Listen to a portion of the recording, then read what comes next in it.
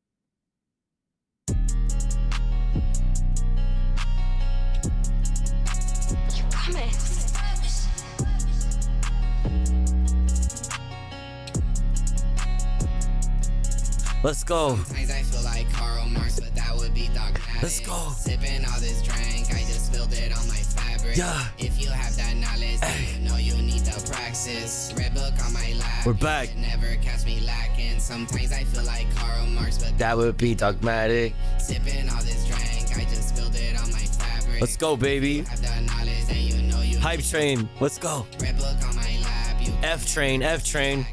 I don't worship idols, man. That shit just be so corny.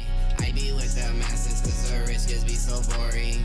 I be on the internet whenever I feel lonely. And I rather feel like Che Guevara than ever be Tony. Let's go. mama when I grow up. Sorry, I'm an anarchist. Take a flight to Yo, chat. Thank you so much. in that bitch. Excessive Observer. Thank you for the 10 months. Need to see this shit. She don't wear no makeup. Nick Secular. Thank you for 200 bits.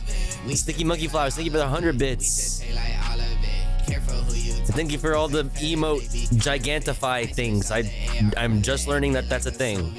say I get her Thank high, you. Get her high like some opiates. Sometimes I feel like Karl Marx, but that would be dogmatic. Yeah. Sipping all this drink, I just spilled it on my fabric. Let's go. If you have that knowledge, then you know you need the red book on my lap. You can never catch me lacking. Sometimes I feel like Karl Marx, but that Sometimes I feel like tofu goes, you know? All this drink, I just spilled it on my fabric. If you have the knowledge, then you know you need to Praxis. Red book on my lap, you can never catch me lacking. Let's go. Adrian, thank you for gifting to Keeper Fino. Thank you. Thank you so much. We got effed up. We got effed up pretty bad, you know? They hit us pretty hard. They hit us pretty hard. They hit us pretty hard. But thank you so much for the hype train chat. Thank you, thank you, thank you. Thank you, thank you, thank you, thank you, thank you, thank you.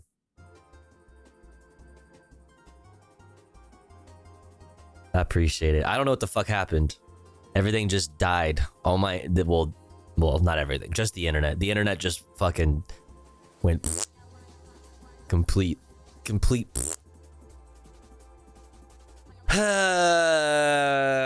So we had a complete F. Was not able to recover from that. I fucking hate that. There's nothing more annoying than that.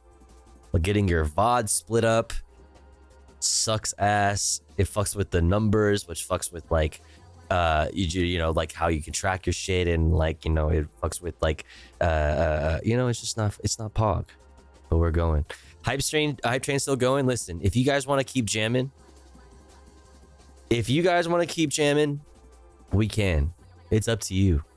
It's up to you. You know, like I could be convinced to keep jamming, but in the meantime, for the sake of time, I have a whole, you know, bunch of shit planned for the stream. You know, the F kind of fucking F'd me up there. We can get back into the content, but yo, all right, listen, hey, listen,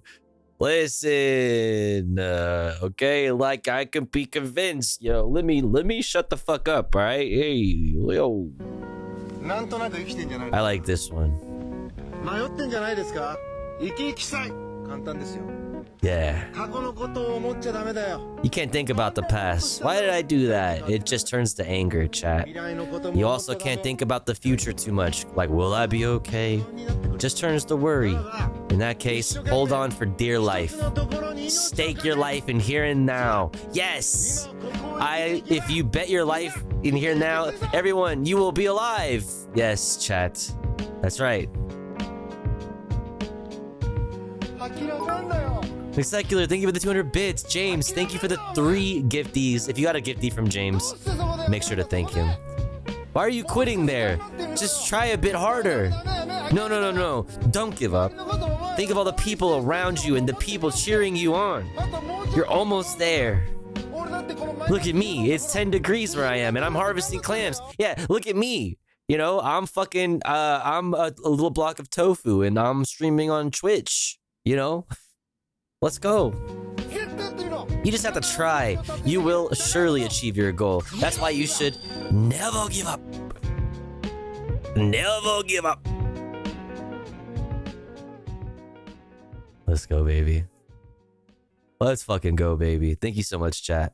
Thank you for the hype train. Stop playing. Thank you for the support. Really appreciate it. We're now at 5 out of 25 for the daily sub goal. That's very pog. That's very pog. Oh, also, I didn't notice that Bori, excuse me. Bori also threw a $3 dono. Let's go. Look at that. The June tip goal is looking really good.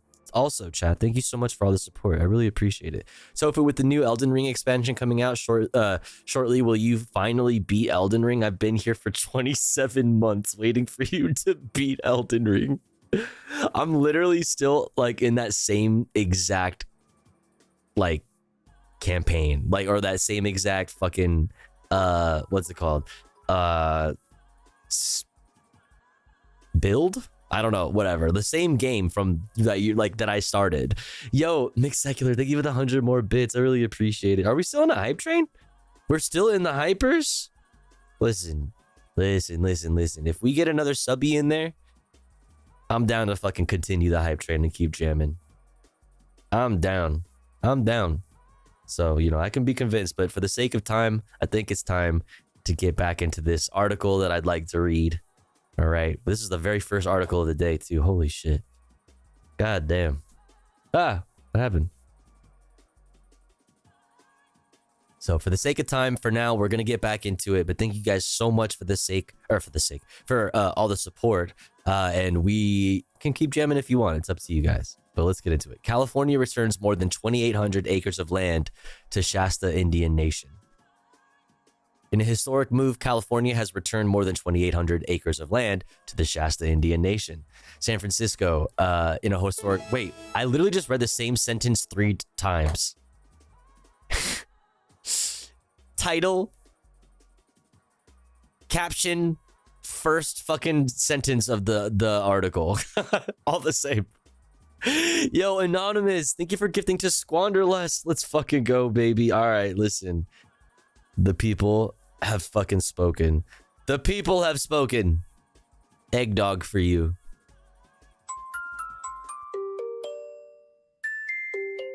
You deserve it. Let's go. Any egg doggers in the chat? Any egg dogging? Wow. Wow. Look at that. That's an egg dog.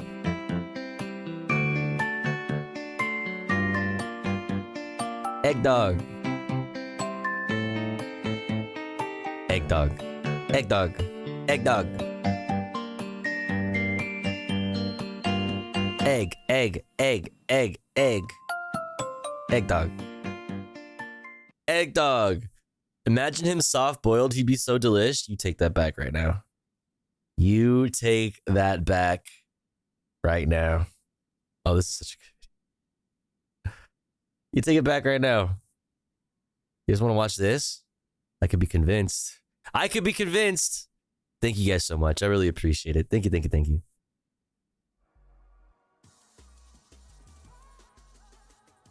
Egg Dog has your best interest at heart. That's so true. And I would die for Egg Dog. I would do anything for Egg Dog. I would do anything for Egg Dog. You can want to eat tofu, that's fine, but not Egg Dog. That's fair. I think that's fair. Don't poach the Egg Dog. Yeah. Okay, in a historic move, California has returned more than 2,800 acres of land to the Shasta Indian Nation. Governor Gavin Newsom announced on Tuesday that this is part of the state's continued efforts to, quote, right the wrongs committed against the native communities of California. This work is a down payment on the state's commitment to do better by the Native American communities who have called this land home since time immemorial, said Newsom, by listening to and working with tribes across the state, including to return ancestral homelands and restore the environment. We are healing deep wounds and rebuilding trust between our people. The history of indigenous peoples in the Bay Area is complicated and not always pretty, but the dark past is serving as inspiration for a brighter future for that community. The Shasta Indian Nation land return is one of the largest in California's history. We are proud to support the return of Shasta Indian Nation's homelands on the 5th anniversary of Governor Gavin Newsom's historic apology to all California Native people for the state's early destruction of Native homelands, people, and lifeways, said Tribal Affairs Secretary Christina Snyder Ashtari. We will continue in this work of healing throughout the state by supporting similar restorative efforts and look forward to recommendations from the California Truth and Healing Council's final report next year. 5 years ago, Newsom officially apologized to California Native American peoples on behalf of the state and announced the creation of the California Truth and Healing Council, which has developed a number of programs and initiatives since its creation. They include the 30 by 30 initiative, the Tribal Nature-Based Solutions Grant Program, and the California Department of Parks and Recreation's Tribal Memoranda of Understanding, MOU program. Thank you for the hype train, chat. I appreciate it. So that's interesting. Yo, Royal McDonald, thank you so much for 17 months. Let's go. Hell yeah. Tofu L, Tofu L. Tofu L. No. Tofu L. Thank you so much for 17 months. Thank you. So that's pretty interesting article shared in the Discord by a chatter. I'm blanking on which chatter, but that is Related to this, from PBS, investigation reveals how universities profit off land taken from indigenous people. Let's check it out. There's a new spotlight on some universities and whether they should be helping Native American students more than they are now. That follows a new investigation that found some schools have long profited from land essentially taken from Native American tribes and leased to industries like oil and gas. Stephanie Sy takes a look at the impact of this legacy on Native American students as part of our series, Rethinking College. 19-year-old Alina Sierra long hoped to attend the University of Arizona. Her elders, including her beloved grandfather, told her knowledge was power and an education could never be stolen. Before he passed away, he made me promise, like, you're gonna make it, you're gonna continue education. So I said, yes, I promise. So ever since then, I just, school was always like, I'm gonna do it, I'm gonna get a degree, I'm gonna do it for him. But soon after she began attending the Tucson-based college, the bills started coming due. So I ended up getting really nervous, and I started freaking out with how am I going to pay for it. 100 cards double sleeved instead of painting because I hate myself. 100 cards double sleeved. What are you doing? You doing some arts and crafts right now?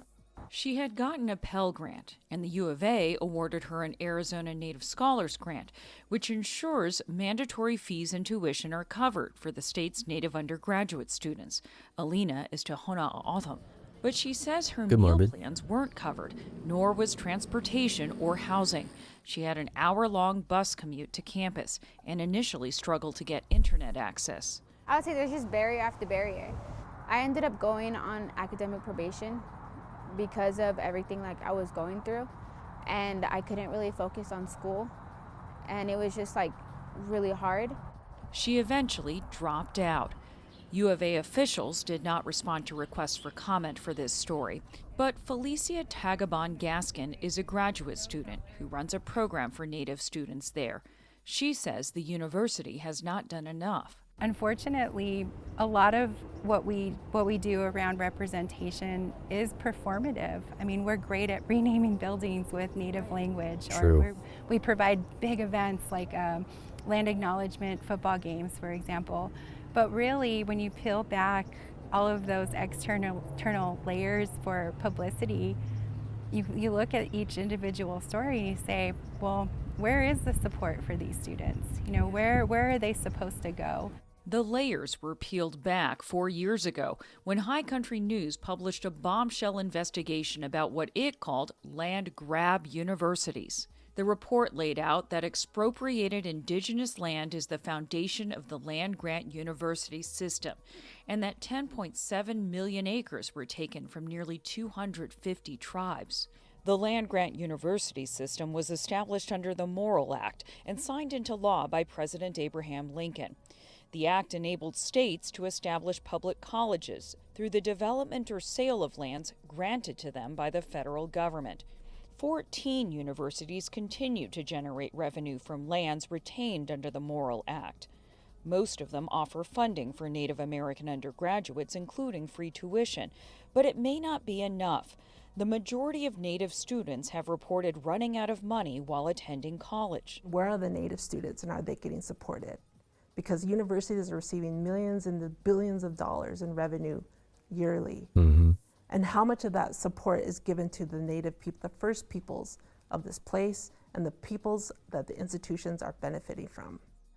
Amanda Tasheen teaches this isn't just this isn't necessarily just like a university issue. This is the land back issue that we're talking about here. Essentially, this is this is an American issue. This is it's remembering that a genocide was done upon the native peoples of this land, and all of these businesses that sprung up on these lands and benefit off these lands, and then none of that goes back to the people who have been here forever. And I mean, this compounds that's such as the nature of intersectionality. You see different generations of this over time in history, USC, for example, in LA, gentrifying the fuck out of South Central Los Angeles and pushing out people who have lived in South Central Los Angeles, disproportionately people of color and poor people, from the inner city, the poor area of Los Angeles, like one of the biggest poor areas of Los Angeles. So you see this like compounding on itself over time, over generations and generations. And, I don't know, like ultimately, when you really, in the modern context, when you really like break it down, it's like capitalism is the problem. Capitalism is the problem, and it disproportionately affects certain groups of people. And you're seeing like the worst of it play out on like, people of color and even and First Nations. Like the worst of the brunt of the impact, like the negative impact of capitalism is disproportionately placed upon these communities. Issues in indigenous higher education at Arizona State University. Since the Great Recession, Native student enrollment has drastically decreased by 40%. That's 15 years of ongoing decrease of college enrollment of our Native peoples. That scares me. Washington State University is another land-grant institution.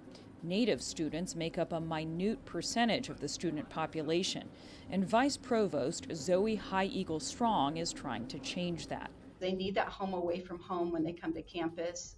Some call it res away from res, but it's important that they see Native faces, Native faculty, Native staff, and that they have food supports and even just supports for fees and things that they wrestle with. Some students prior had dropped out for a simple $200 fee. What are you personally? Yeah, Doom. That's what they're talking about. Is a lot of this, the money comes from the schools making money off of loaning the land out for this type of shit.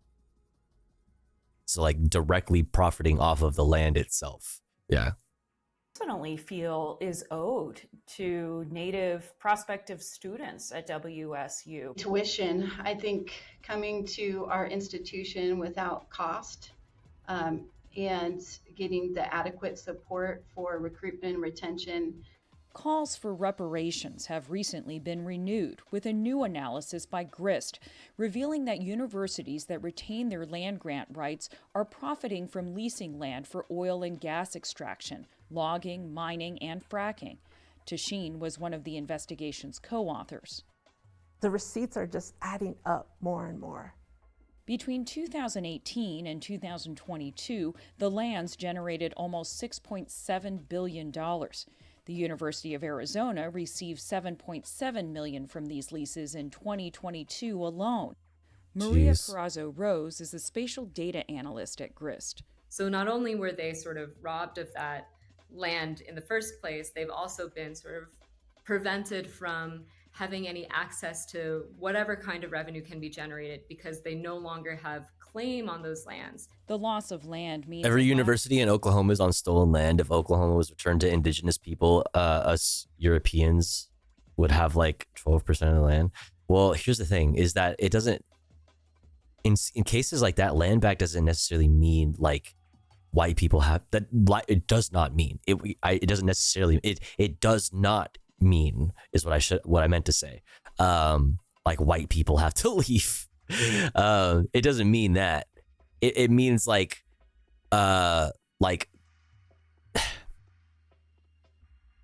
it means like essentially like a sort of collective ownership over things like natural resources, and like political power in the form of like what would be like essentially city councils, but there would be like a disproportionate amount of power, like to like those maybe who are native to the area or would have like their own like council.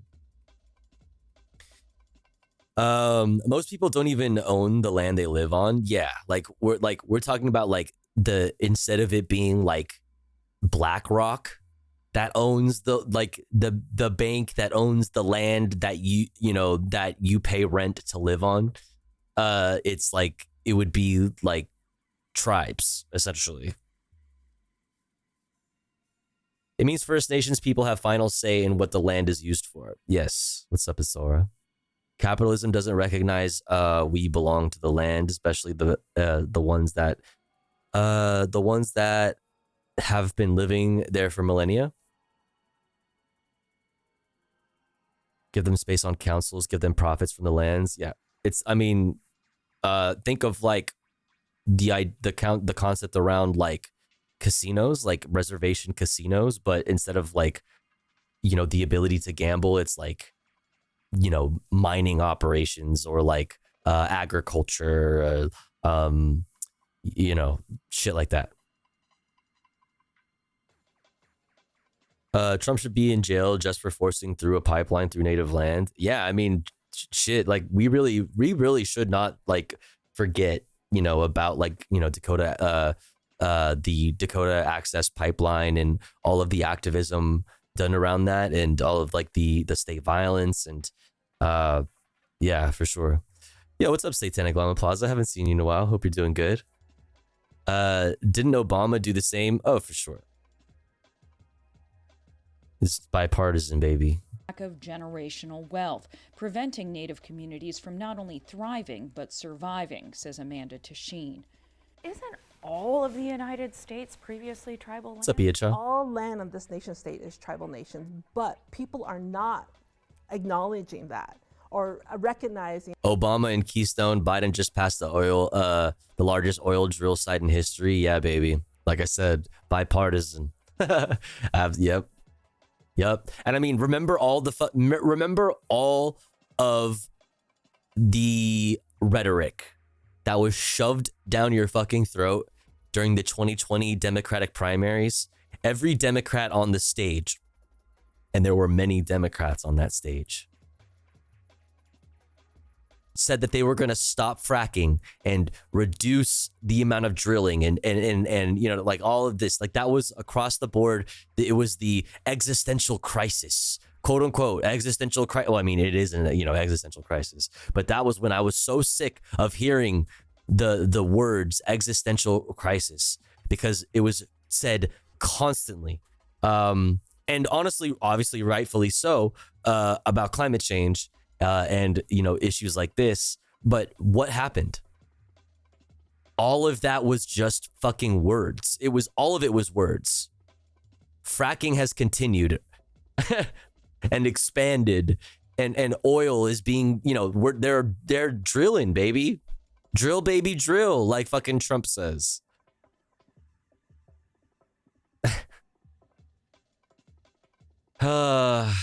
This fucking. In the ongoing ways that those policies continue to maintain natives to a status quo of being not provided the support and the services that they need for us to survive. The University of Arizona is literally built on the and land. That drilling is, largely these fucking universities, they profit, like we were saying, they profit off that drilling.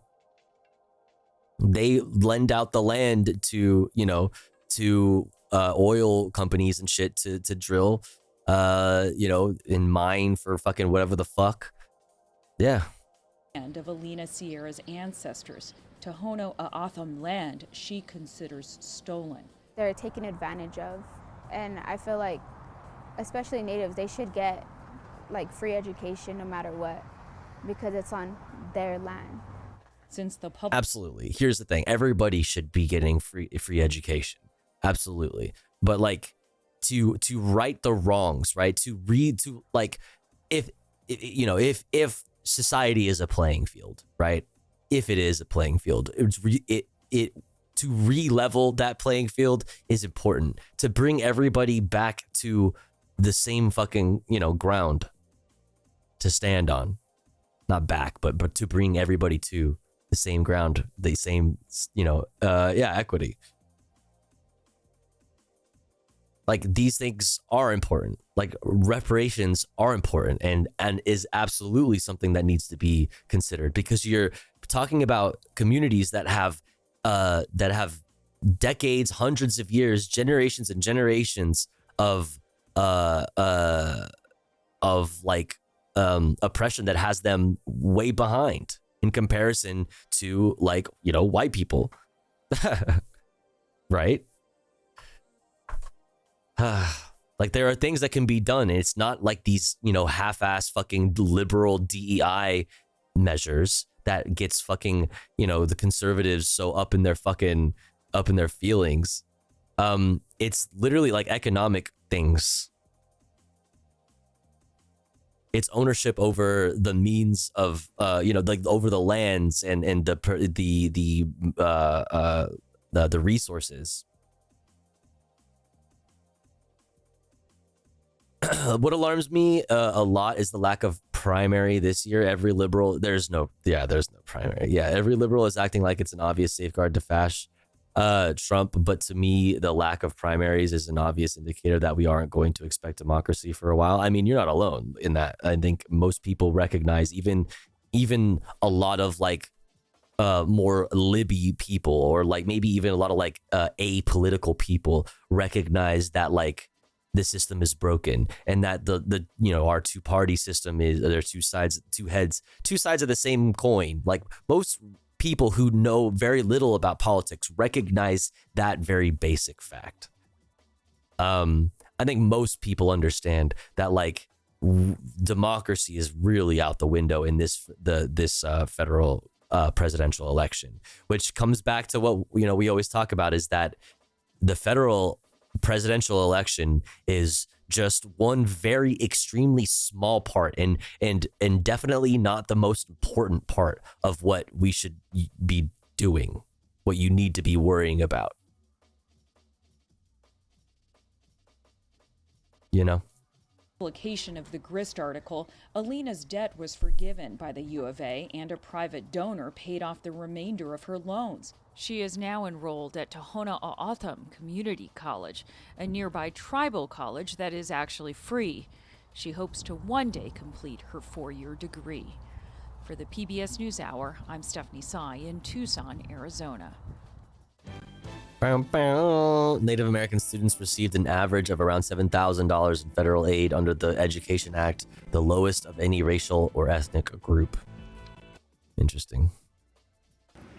I came to the U.S. when I was just 3 years old. Okay, let's see. Where are we at with time? 30 minutes until the ads. What should we look at next?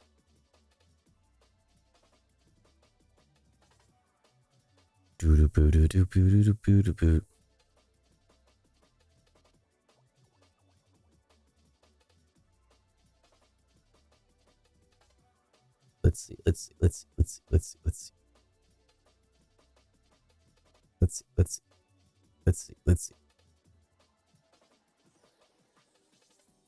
All right, I guess we should look at this right here. All right, let's start off with this.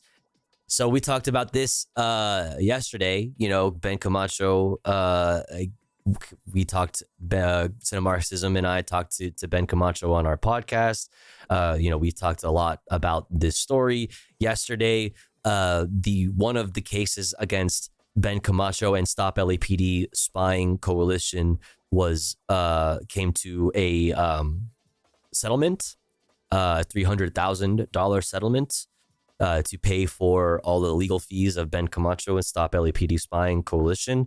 And now today, the second case, and if I'm not mistaken, the final case, if I'm not mistaken, I'm pretty sure the second and final case against Ben Camacho, or suit against Ben Camacho, has been tossed out. Judge tosses LA's second lawsuit against journalists over police headshots. The ruling comes a day after the city agreed to pay the journalist lawyer $300,000 to settle a similar lawsuit. For a 29-year-old freelance journalist, Ben Camacho, it's 2 legal victories in 2 days. On Monday, the city of Los Angeles agreed to drop its lawsuit against Camacho and a nonprofit advocacy group over hundreds of photographs of Los Angeles Police Department officers, which it claims were, quote, handed over to Camacho when it fulfilled a Public Records Act request. As a part of the settlement, which still needs to be approved by city council, the city will pay $300,000 in defense attorney fees, which it has to get approved by the city council, especially with the city council president Krikorian's like delay of ethics reform. Like, it will look so fucking bad for y'all, and holy shit, people will fucking be angry if you fucking do not approve this when you are also at the same time blocking ethics reform in Los Angeles. Holy fucking shit. On Tuesday, Camacho won a second dismissal, a similar lawsuit against him on free speech grounds. It's clearly protected activity, protected by the First Amendment, as it relates to his role as a journalist, said Superior Court Judge David Cunningham. Camacho was working as a freelancer in 2021 when he filed a Public Records Act request for, quote, the most up-to-date roster of LAPD names, badge numbers, serial numbers, division, sworn status of every LAPD officer, as well as their headshots. The police department fulfilled most of the request, but withheld the photos. Camacho sued for the photos, and eventually the city agreed to hand over more than 9,000 headshots on a zip drive. As part of the settlement, the city said it was excluding photos of cops in an undercover capacity. Camacho handed over the photos and the information to the nonprofit activist group Stop LAPD Spying Coalition, which it used to create a searchable database of nearly every cop in LA! Watchers. In the chat. For this resource here, if you need to identify a police officer in LAPD with their name or badge number, or if you need to get more information, this is a very good resource for you. ! Watchers in the chat.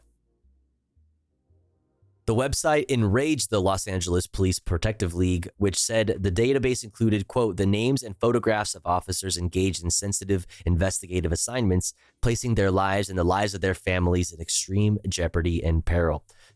Then the league then sued the city, calling the photos release, quote, one of the worst security breaches in recent history, which is such cope and so fucking hilarious when they were like sued for it and willingly, because of the law, handed it all over on a fucking flash drive. Hold on a second. Speaking of which.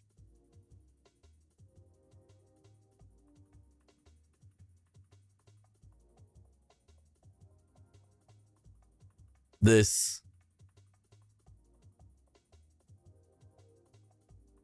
second lawsuit has been tossed out.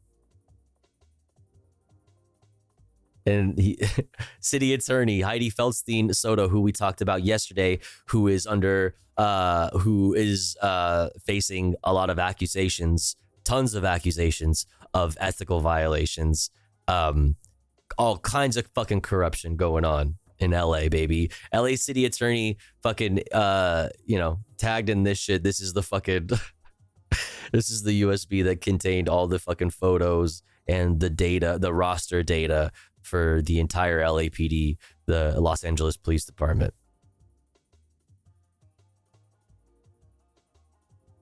Wait, how come it was giving you... Oh, wrong link. I was about to just link you my Twitter.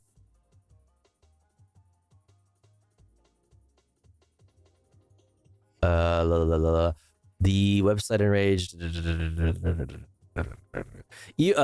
The league then sued the city, calling the photos release one of the worst security breaches in recent memory. Even Mayor Karen Bass called the debacle an egregious mistake. After the city sued Camacho and the Stop LAPD Spying Coalition, the league dropped its suit. Later, more than 140 anonymous officers who say they have worked recently in either an undercover or surveillance capacity filed their own lawsuit against the city, all anonymous. saying they fear retribution from criminals they have helped prosecute. Here's the thing. Quit your job. Quit your job.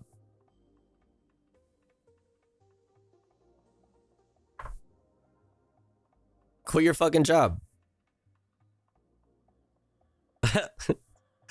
Like, what's the problem then? You know what I mean? Like, dude, quit your fucking job.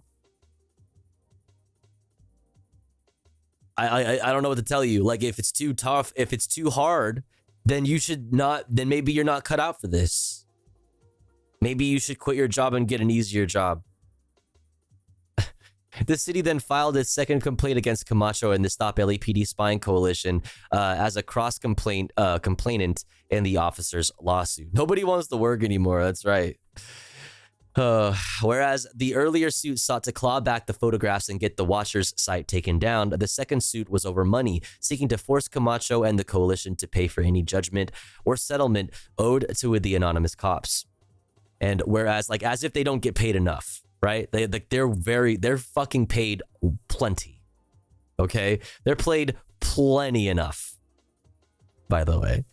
And whereas the first suit survived an anti-slap motion, a legal maneuver to quickly dismiss any suit aimed at chilling free speech or public debate, Cunningham agreed to grant the anti-slap in the second case and dismiss the officer's lawsuit. The city had also filed its own anti-slap motion to dismiss the LAPD officer's lawsuit.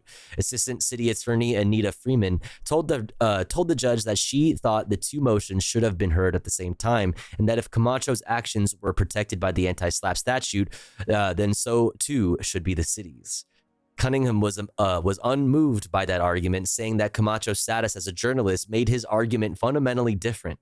The media cannot be punished for publishing truthful information. We literally have Supreme Court precedent around this. Like we talked about at length yesterday and on our podcast where we talked to him. Hold on, let me find that podcast for you. The point is not necessarily to be successful in this suit. The point is to fuck up the life of the target. In this case, Ben Camacho.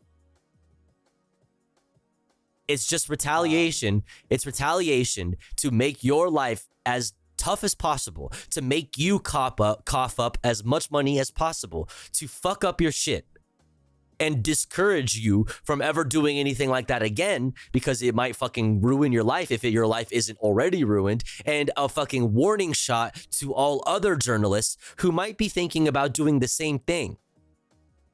Because we all know journalism generally is under attack, and that newsrooms around the country are going under, especially if you are a fucking, somebody like Ben Camacho, who's like a local journalist, you are extremely at risk doing shit like this, like going against the Los Angeles Police Department. You are extremely at risk.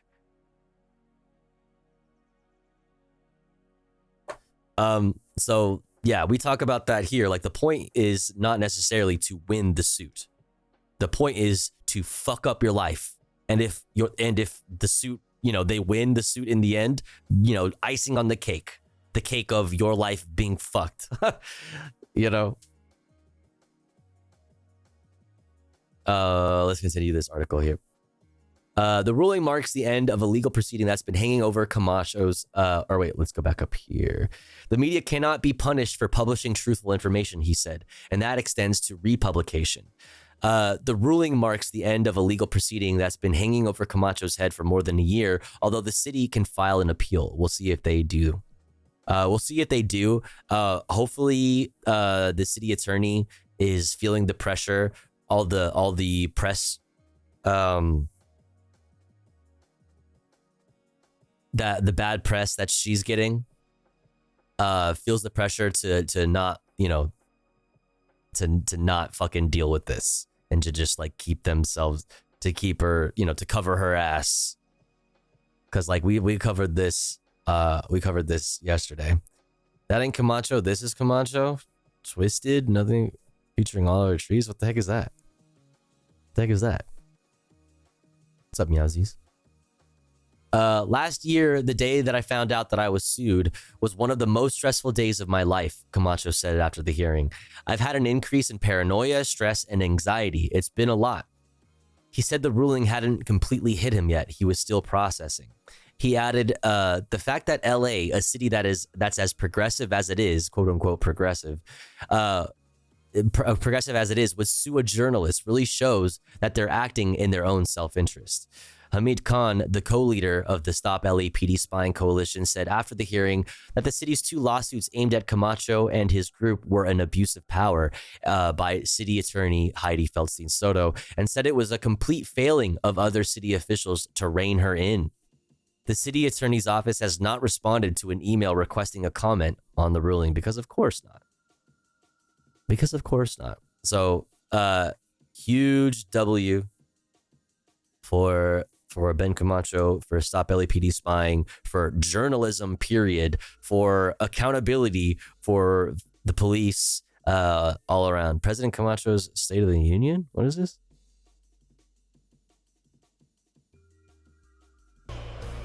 Ladies and gentlemen, the President of America!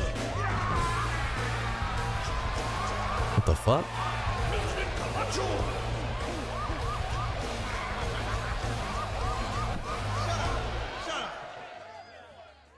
Y'all monkey ass down. Chill out.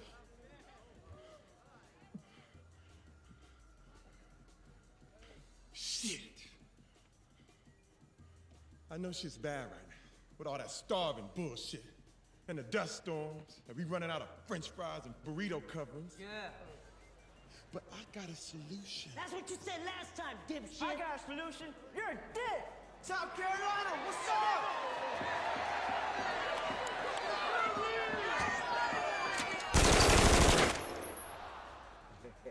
That's what I thought. Now I understand everyone. He's got my vote. Emotional right now, but listen up.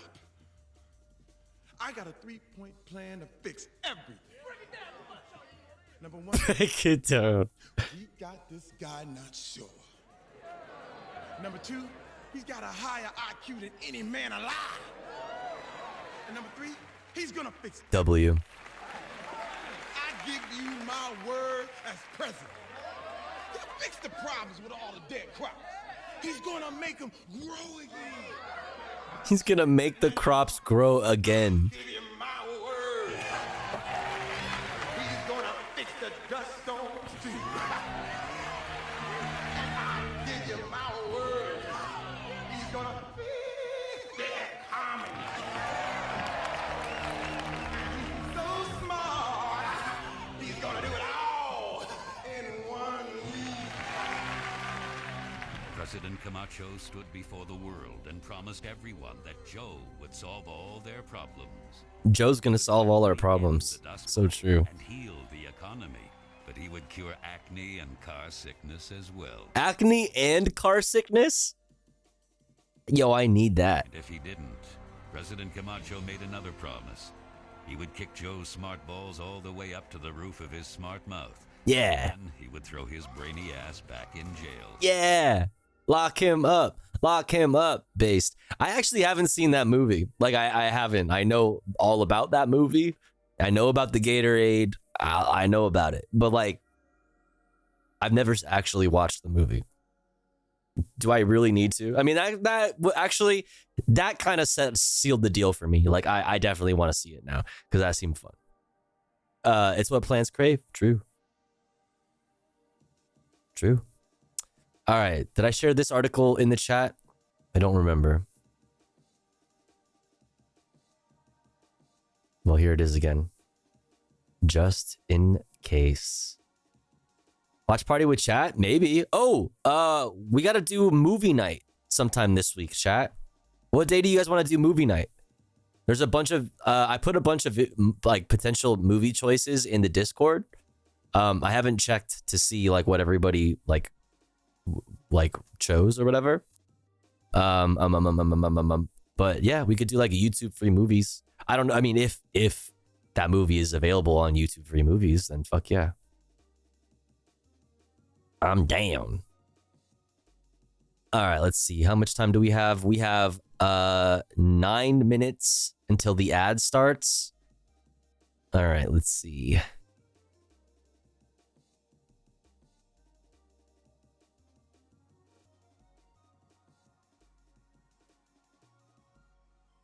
Let's knock this article out real quick before the ad break. From commondreams.org.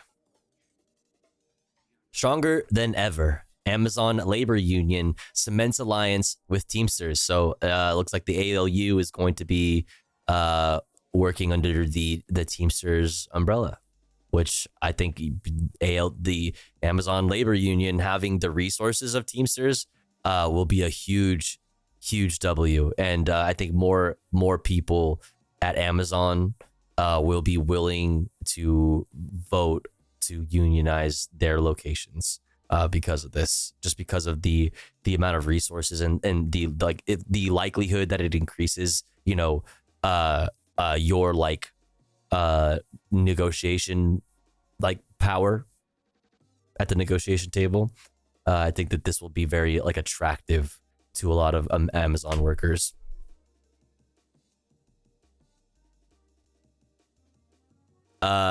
In a near unanimous vote, members of the grassroots Amazon labor union have decided to formally affiliate with the International Brotherhood of Teamsters as they work to secure a contract at a Staten Island facility that won a historic union election more than 2 years ago. The Teamsters announced the result early Tuesday morning after 3 days of voting. The union said that 98.3% of voting ALU members came down in favor of affiliating with the Teamsters, which has 1.3 million members. Yeah, it will only help the ALU. You have so much more money and resources now to back your labor action. This is good. Chris Smalls, president of the ALU, said in a statement that he is proud of his group's members for, quote, choosing a path to victory, and argued the decision would leave the union better positioned to organize additional Amazon facilities. We're now stronger than ever before, said Smalls. Having the support of 1.3 million Teamsters to take on Amazon gives us tremendous worker power and the opportunities to demand better working conditions for our members, most importantly, to secure a contract at JFK 8.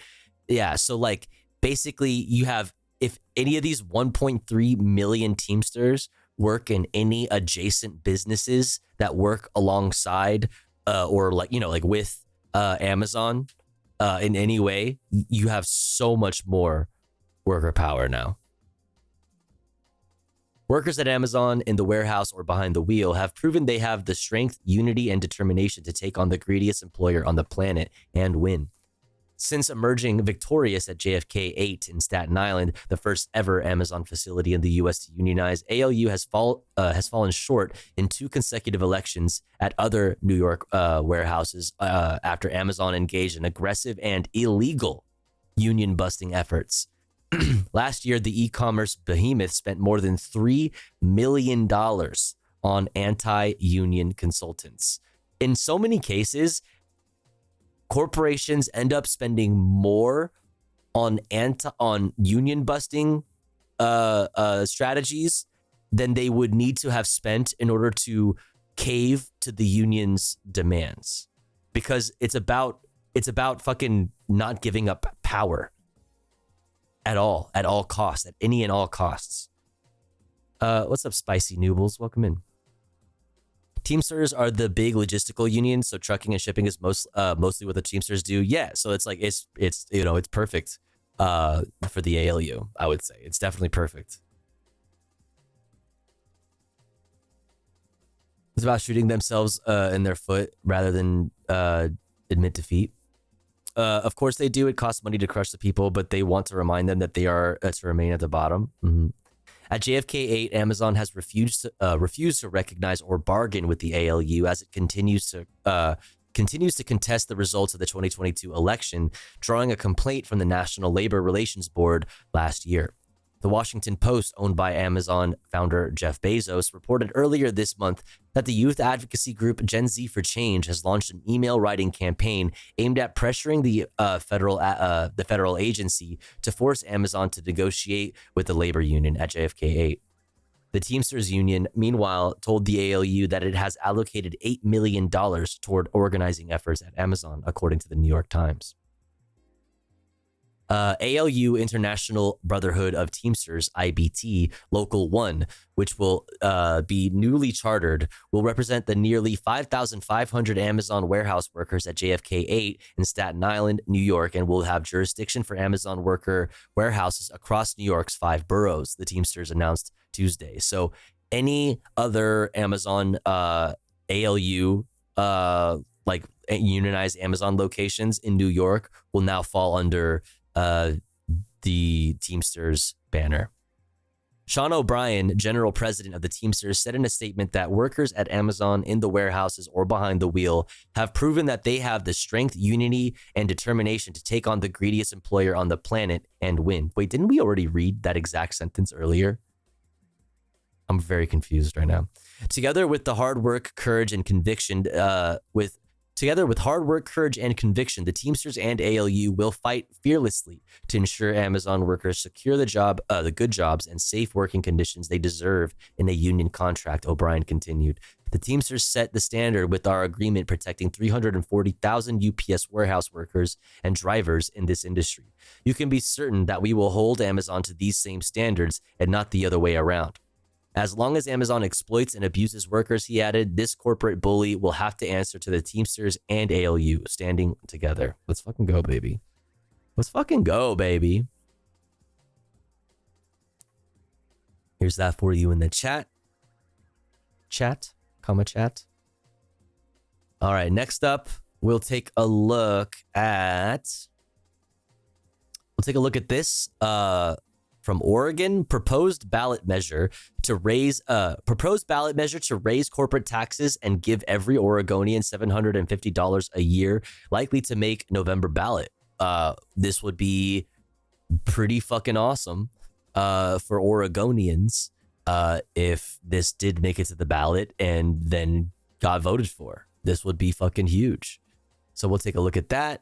We'll also, we kind of already talked about the immigrant spouses thing from Brando, so we'll skip that.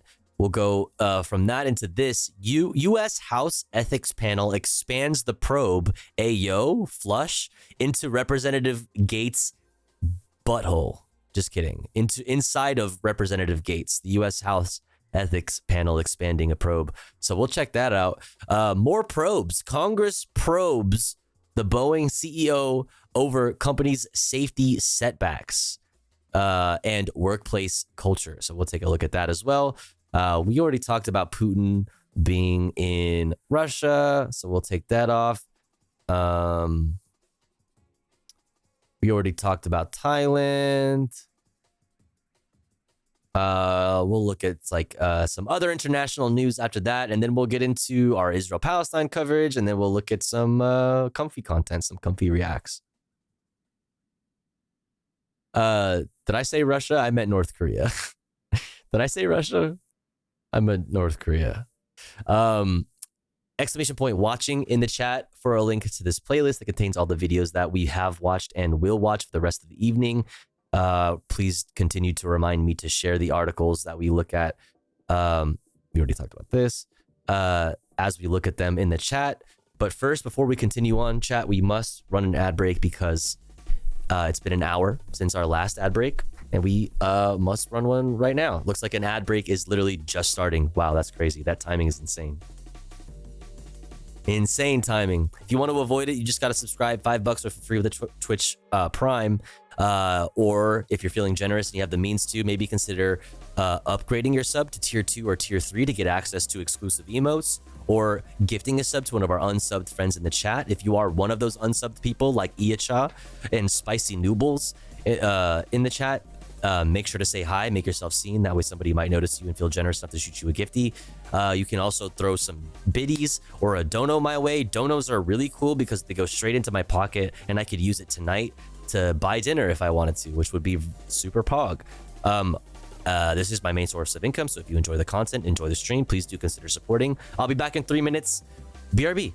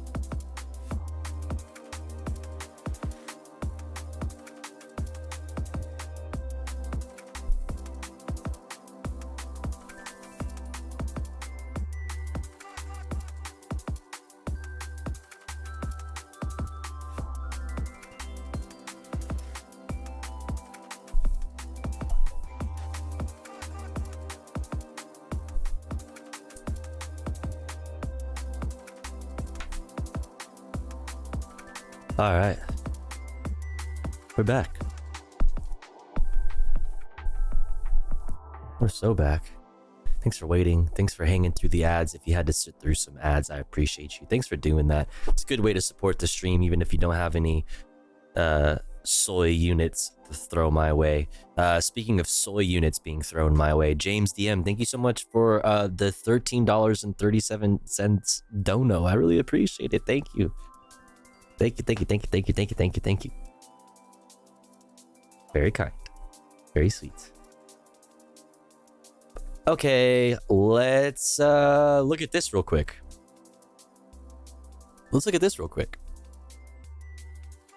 Streamer, all I have to offer is my love. Pupu-sama, that's all I can ever ask for. That is all I could ever ask for. Okay, head pats. Head pats for Pupu-sama.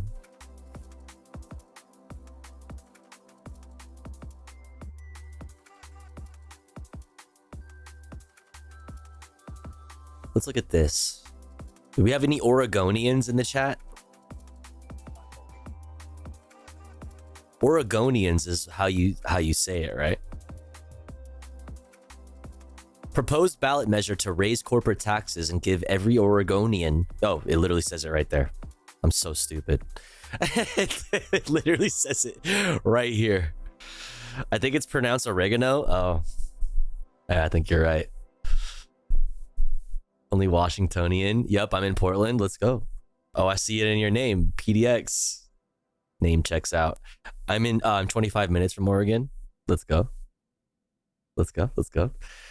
Oregon voters will likely decide in November whether to establish a historical universal basic income program that would give every state resident roughly $750 annually from increased corporate taxes. Proponents of the concept say they likely have enough signatures to place it on the ballot this fall, and opponents are taking them seriously. State business advocacy groups are preparing to launch a campaign against the proposed measure, arguing that it would harm Oregon's business landscape and economy.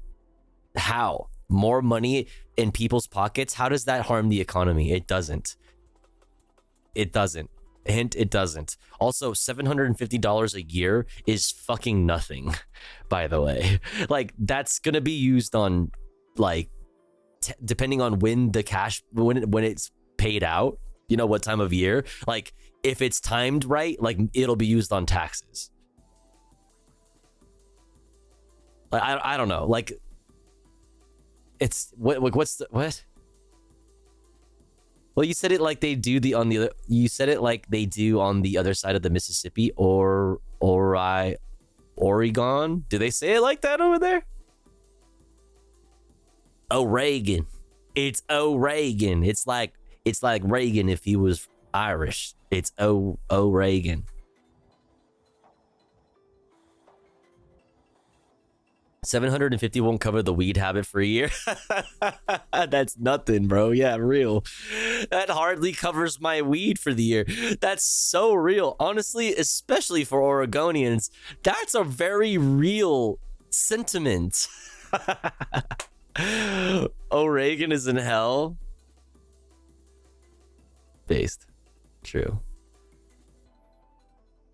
It hurts the business, you know?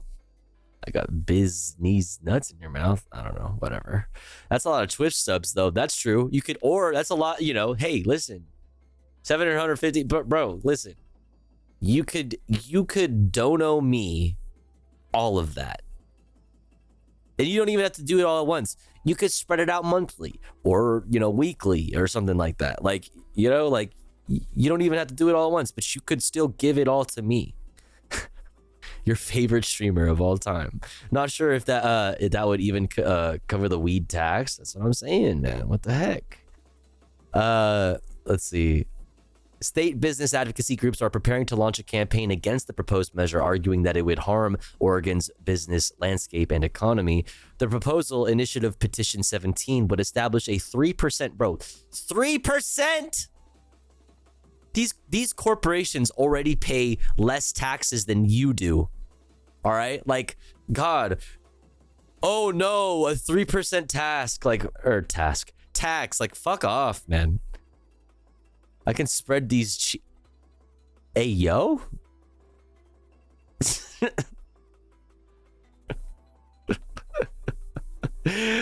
Hey, yo?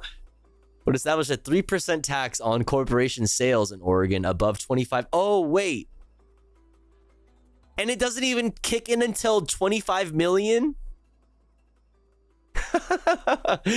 Fuck off.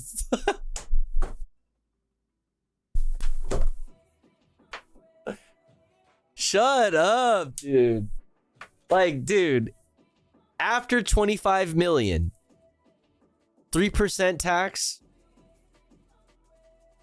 25 million, and to distribute that money equally among Oregonians of all ages. That's the thing, is it's a universal, right? So it's like, even these business owners, if you live in Oregon, you're going to get that money too, right?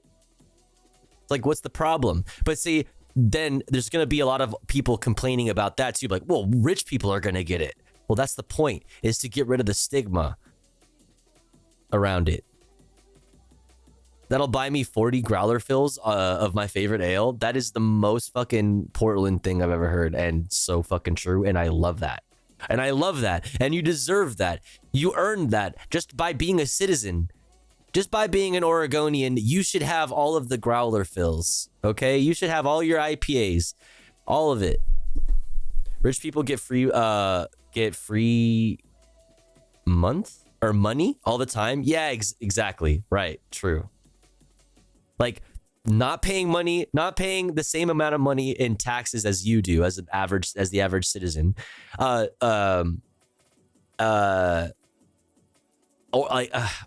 losing my train of thought, but yeah, yes, correct. You want everyone to be able to get social housing and UBI. Yeah, I mean, and I know there's like, in before we have, the like obligatory, a leftist saying that like UBI is not good because it doesn't like abolish capitalism. It's harm reduction. It's harm reduction. You know what I mean? And harm reduction is good.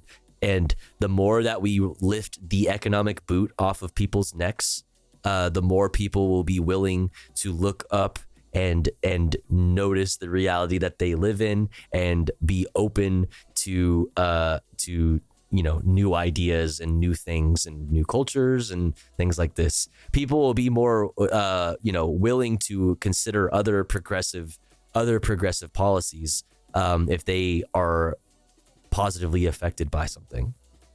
Not big on IPA, but it'll supply me with my fave Northwestern red ale. Ooh, okay. I'm not a beer person. Beer, like, I need the lightest beer possible. The closer to water, the better. Because like when I drink a bunch of beer, I don't feel good. I feel bloated as shit. I gotta pee all the time. You're not a person of yeast? No, I'm a person of soy, a POS. The fuck? But yeah, like, I don't know. Like, I'll have a beer, like a small beer, and just enjoy the beer. But if like we're trying to hang out and party and we're drinking like socially and stuff like that, like I don't want to drink a bunch of beer. I feel gross. But yeah, that's me. Oh no, she drinks PBR? What the fuck? I'd rather have something even lighter than that, dude. I'm a bitch. Maybe you are making beer in your belly? Making beer in my belly? My old roommate used to brew beer in the back of our house.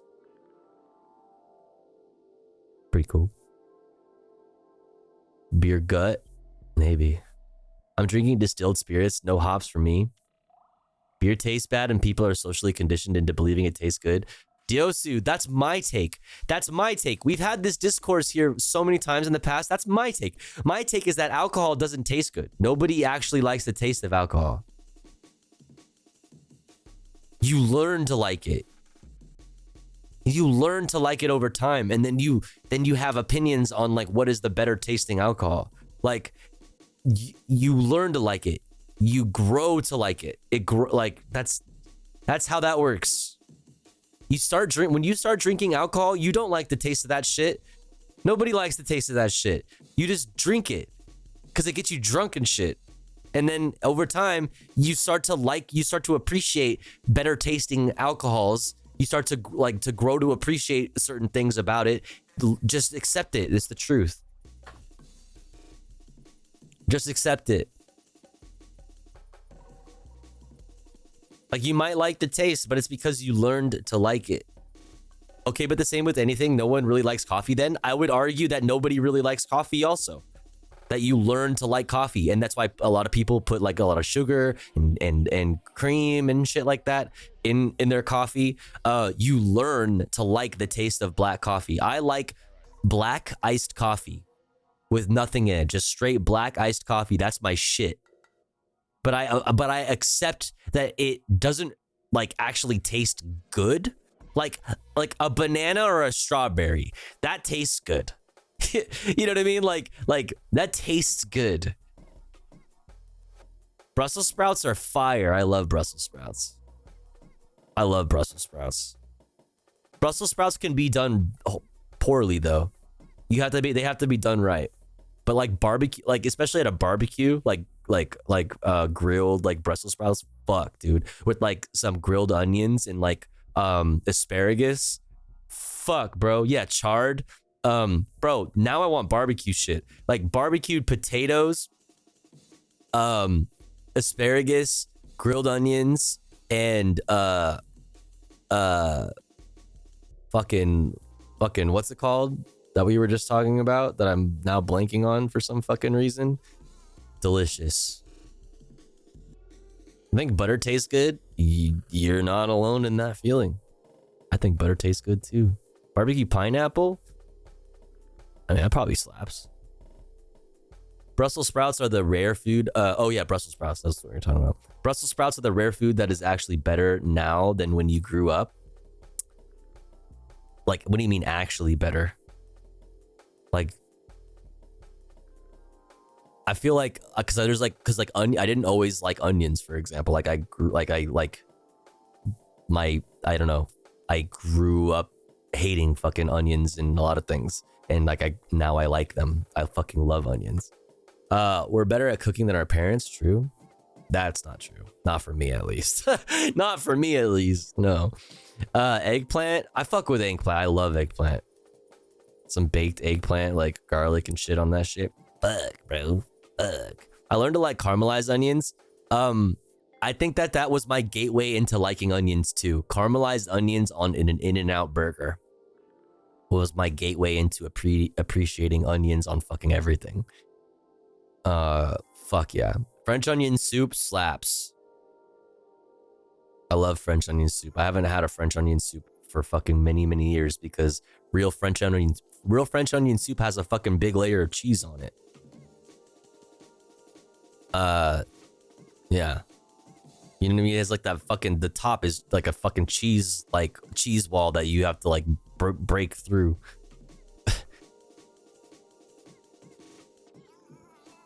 This is gonna sound wild, but the sliders at Cheesecake Factory are smashed with onions in them. It's crazy. That sounds bomb. The fuck? That sounds fire. Okay, now I'm hungry. Fuck you guys. All right, let's finish this shit. If I had $750 a year, I'd buy onions with it, bro. Facts. That's on facts. On God facts. The proposal initiative petition 17 would establish a 3% tax on corporation sales on Oregon, in Oregon above $25 million, and distribute that money equally among Oregonians of all ages.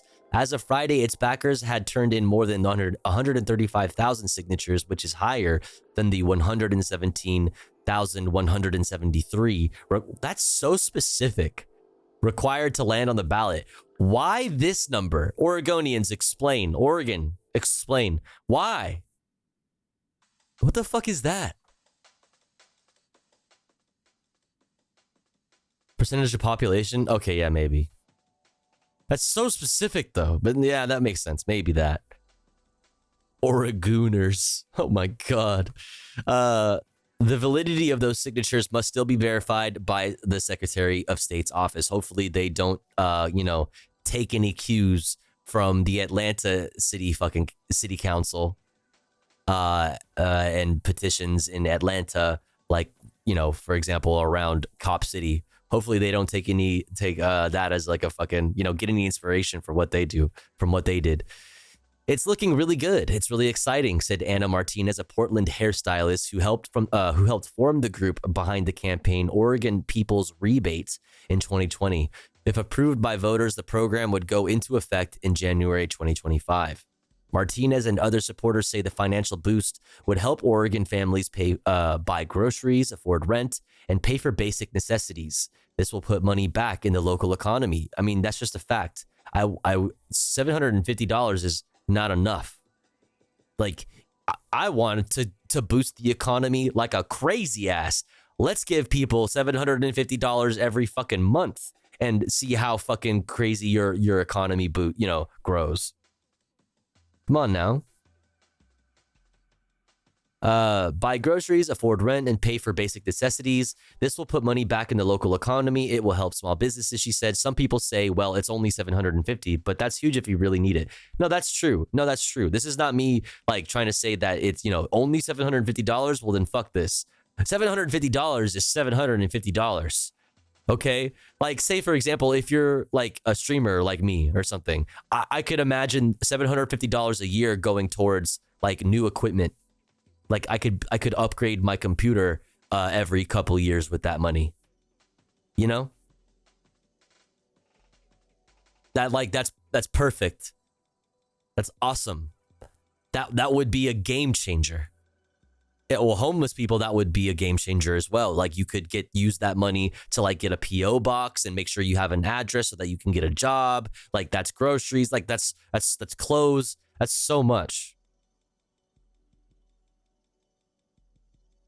The State Department of Revenue would be responsible for distributing the money, or every Oregon resident would be able to claim the money either in cash or as a refundable tax credit, regardless of whether they have filed personal income taxes, according to the ballot initiative draft, which is great. That means homeless people can take advantage of this. That would cover your rent, $750 a year? God damn, I am jealous if that is the case. $750 a year? Oh, a month. Oh, yeah. $750. Okay, I was like, God damn. Where the fuck are you at? I am moving ASAP. I'm pulling up. So I'm on my way. Like, holy. Okay. Let's see. The initiative proposal draft states that any leftover funding from the rebate would be used to provide additional funding for services for senior citizens, healthcare, public early child education, and public kindergarten through grade 12 education. Happy Pride. The ballot measure campaign has received significant financial support from out-of-state supporters of universal basic income. Oregon People's Rebate has received about $740,000 in contributions and spent all but about $10,000. The highest contributor by far is Jones Holding LLC, a corporation based in Los Angeles and controlled by investor and universal basic income fan Josh Jones, that has given $425,000. The second largest contributor is a related LA-based corporation, Jones Parking Incorporated. What? Which contributed nearly $95,000. The third largest source of contributions are the foundation and mother of Gerald Huff, a software engineer and advocate of universal basic income from California who died in 2018. Huff's foundation and mother have contributed $90,000 combined. Yes, the funders are from California, but these are not like nefarious outside interests here, Martinez said. These are people who are committed to basic income. Oregon business groups are, listen, people still have to vote for it, right? Like, it's just like this organization that is lobbying for it, getting donations. Like, it's not, get the fuck out of here.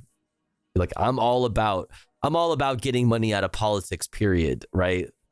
But I'm also about like being like pragmatic and in our goal to do as much harm reduction as possible. Yeah. Oregon business groups are preparing to fight the measure. The state business lobby, Oregon Business and Industry and Tax Policy Research Nonprofit and okay, you guys need to fucking change your name. State Business Lobby, Oregon Business and Industry and Tax Policy Research Nonprofit. Oh wait, these are different organizations. I thought this was one name. I was like, what is happening here? State Business Lobby, Oregon Business and Industry, stop. And Tax Policy Research Nonprofit, Tax Foundation, stop. Say, raising corporate taxes would harm companies. Suck a dick. Suck my dick.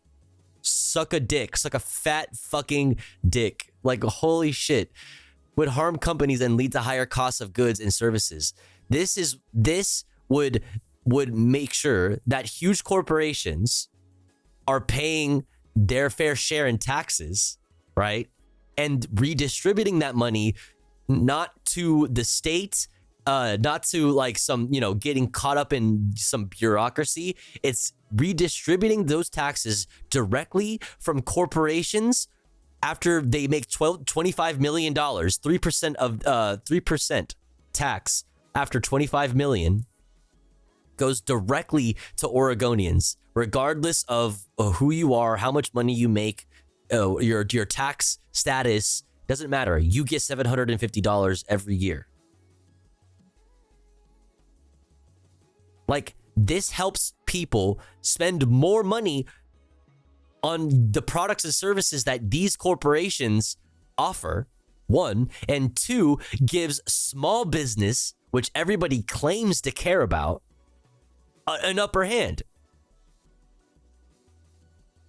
Right? Until you hit $25 million a year in profits or whatever the fuck.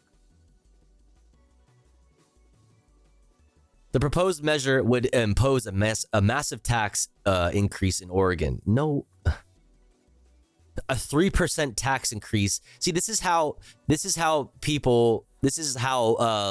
language is like used to be like this is how people are deceptive with their language when they talk about taxes like this, like progressive taxes. They just say generally that this it makes a massive tax increase in Oregon, as if it affects everybody. It affects big corporations that are making more than $25 million a year or whatever in profits. And only 3%, it's a 3% tax. And that goes straight back into the pockets of the average Oregonian, the average citizen of Oregon, so that they can spend more money in their local economies. It's like, it's so fucking stupid, dude. What's up, Sil? Listening to stream in my while you eat in your office today. Let's fucking go. Fucking go. Hope you're doing good. Hope work doesn't suck too much. 3% increase is about a third of the current tax.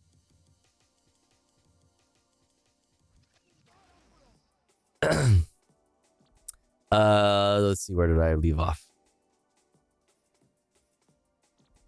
Harm companies and lead to higher costs of goods and services. And that would just mean that, like, this is realized now that when corporate lobbyists and corporate entities say things like this, that it's just going to lead, it's going to lead to higher costs for the consumer.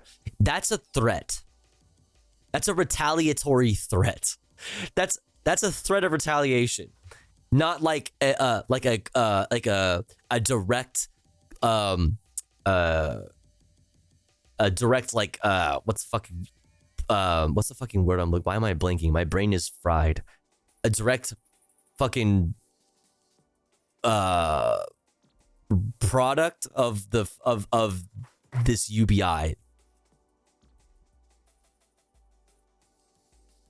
Why am I blinking? What am I? My brain is for fucking consequence. Thank you. Like consequence.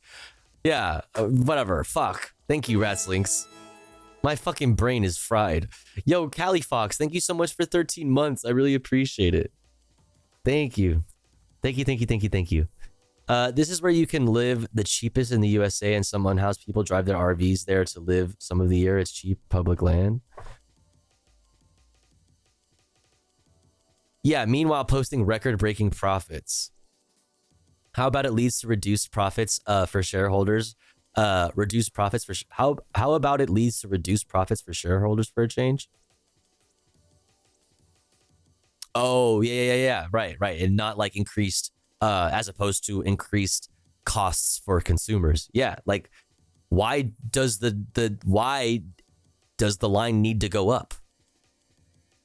Why does it need to go up? Why can't it just plateau and, you know, reach like some kind of homeostasis where its workers are able to continue working and making money and at that rate, and it doesn't necessarily need to expand? Why does the business need to expand?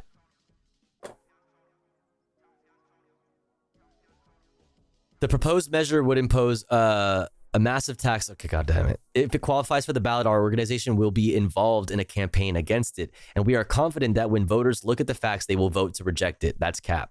I think that's cap. Oregon currently brings in billions of dollars of corporate taxes every year. The state's excise and income tax on corporations brought in 10.3% of the state's general fund in 2021 to 2023 biennium, enough to make it the second highest revenue source after personal income tax, according to the Legislative Revenue Office. C corporations, the default type of corporation for tax status that do business in Oregon, currently pay a state excise tax of 6.6% on income under $1 million and 77.6% tax on income above that. If a corporation doesn't earn a net income, they must pay a minimum state tax of $150 to $100,000 based on their total sales, according to the Legislative Revenue Office. Other types of corporations pay a minimum of $150 excise tax. Yo, Hammer, thank you so much for 8 months. I really appreciate it. Thank you. Thank you. Oregon corporations also pay a 0.57% corporate activity tax, which is calculated from companies' commercial activity in the state valued above $1 million. The proposed ballot measure would increase the minimum excise tax to 3% on all corporations' reported gross sales above $25 million. Under the proposed measure, all of that money would then be distributed by the State Department of Revenue to all Oregon residents who live in the state for more than 200 days of the year. Business groups fear that the increased taxes would drive corporations away. See, this is such bullshit. It won't. And if it does, good riddance. You need to incentivize businesses that are willing to work under these parameters. This gives small businesses a chance to expand and be that. This gives, the market in these areas in Oregon the chance to actually do what capitalism claims it does with competition.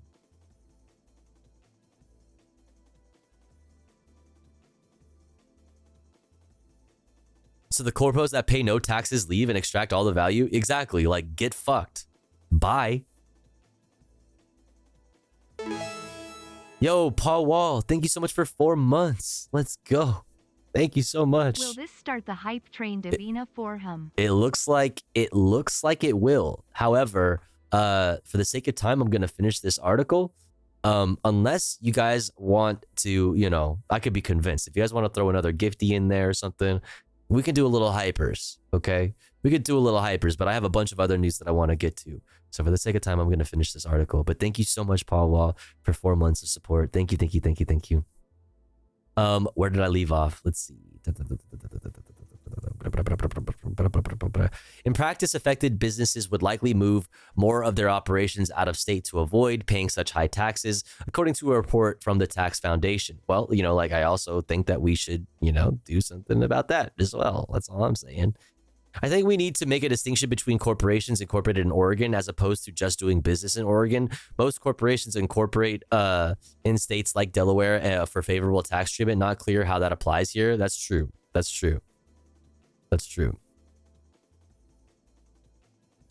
see. According to the report says that corporations with high gross sales but low or no profit would be taxed unreasonably high amounts. A corporation with a low 3% profit margin would have to pay all its profits from sales above 25 million in Oregon taxes.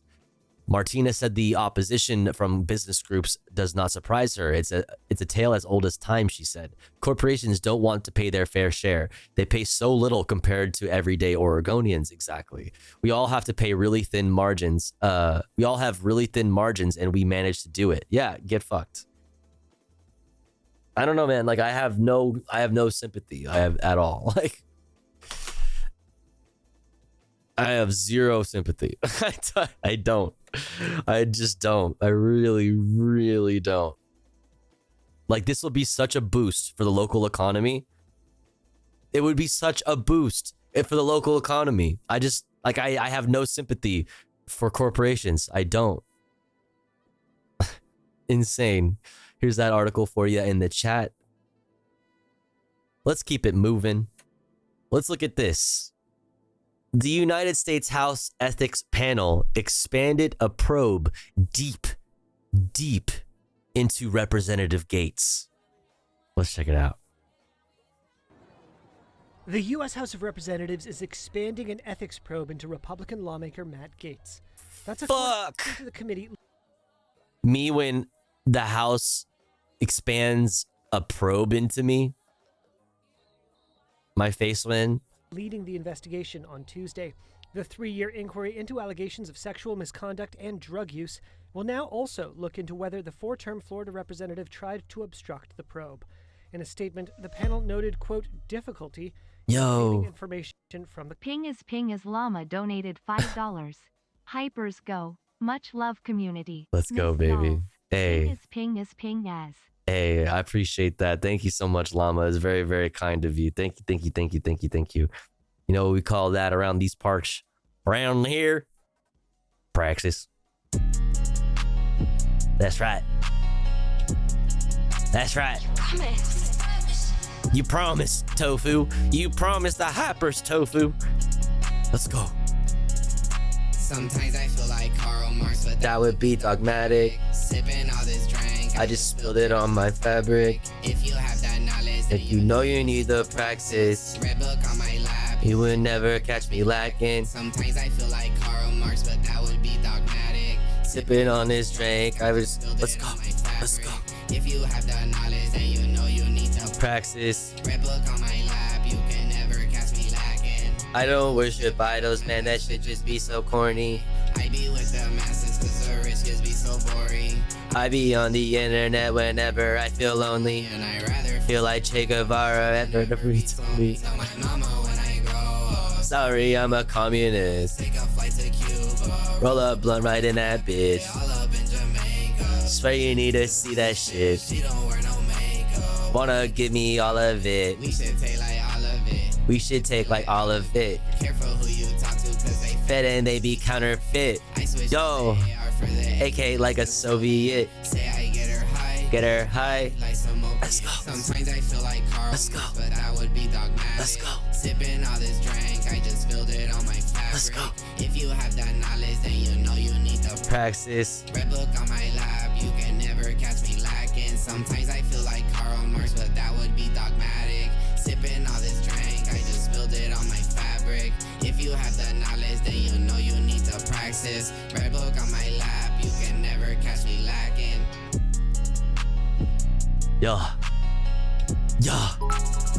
Yo, Violence, thank you for the 100 bits. Let's go. Let's go. Thank you so much, chat. I really appreciate it. If you guys want to keep jamming, we totally can. It's up to you. But for the meantime, in the meantime, I should say, we're going to get back into this news here for the sake of time. Yo, thank you so much for the 100 more bits, Violence. I really appreciate it. Thank you. Really, really appreciate it. Thank you for so much support, for all the support. We're at 6 out of 25 for the daily sub goal, chat. If we throw a little, if we throw a sub or two in there, get that sub goal up there, I could be convinced to continue the jams. But for the sake of time, we have a lot of news to get to. Let's finish this story. U.S. House Ethics Panel expands probe AO into Representative Gates. Congressman. Gates has repeatedly denied all allegations of wrongdoing. We ran 2 great races. The congressman is a close ally of Republican presidential candidate Donald Trump, and he played a central role in the 2020 toppling of Republican House Speaker Kevin McCarthy. Mr. Speaker, my friend from Oklahoma says that my colleagues and I who don't support Kevin McCarthy would plunge the House and the country into chaos. Chaos is Speaker McCarthy. In a statement on X, Gates wrote, quote, "The Ethics Committee is now opening new frivolous investigations," and he blamed McCarthy, who is no longer a member of Congress, for seeking revenge. The committee said it was continuing its probe. God, why does he look like that, man? He looks like a fucking villain from a fucking cartoon, dog. Like, straight up. Gates' behavior, having spoken with more than 12 witnesses and issued 25 subpoenas while reviewing, quote, thousands of pages of documents. Lock his ass up, bro. Listen, that dude is a menace. All right, I'm an abolitionist, okay? But man, these motherfuckers, speaking of probes, Congress probes the Boeing CEO in front of everyone. In front of everyone? Let's check it out. Outgoing Boeing CEO David Calhoun faced tough questioning on Capitol Hill today as lawmakers raised concerns about the company's safety culture and quality control practices. He spoke to Congress for the first time since January when the door plug panel of an Alaska Airlines 737 MAX 9 blew out mid-flight, one in a series of safety incidents involving a Boeing aircraft. Our aviation correspondent, Miles O'Brien, has been watching all of this, and he joins us now. So, Miles, fill us in on the basics of what Calhoun came to do and say today. What was he trying to accomplish? Well, Jeff, Dave Calhoun probably knew, as most everybody did, that he wasn't Damn, it really is June, huh? True. going to score a win today. So a lot of this was about the tone and tenor and how he characterized the overall situation.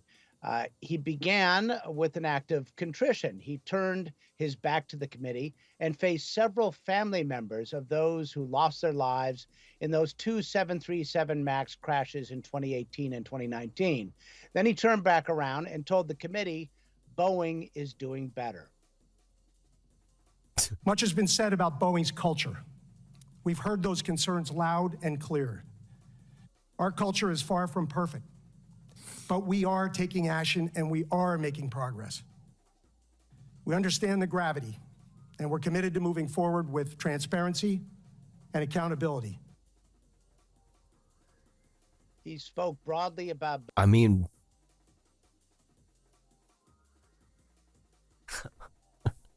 forgive me if I don't believe you when these whistleblowers keep turning up dead.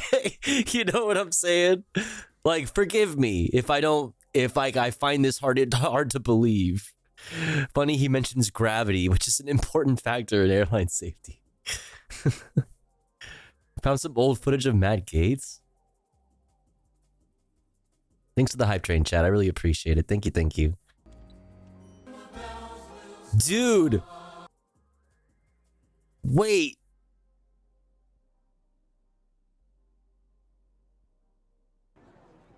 The U.S. House of Speaker McCarthy.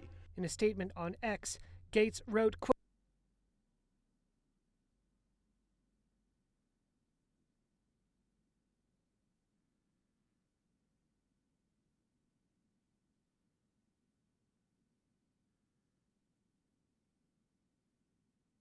yo, I told you, chat.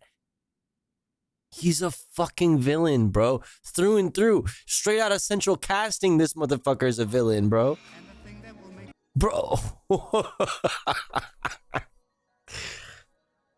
Bro, he's just got the evil face. The Ethics Committee is now opening new frivolous Look at this Bro, he just looks evil.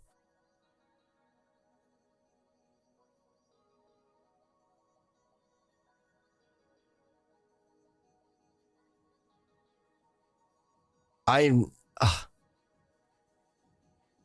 same picture. same fucking picture.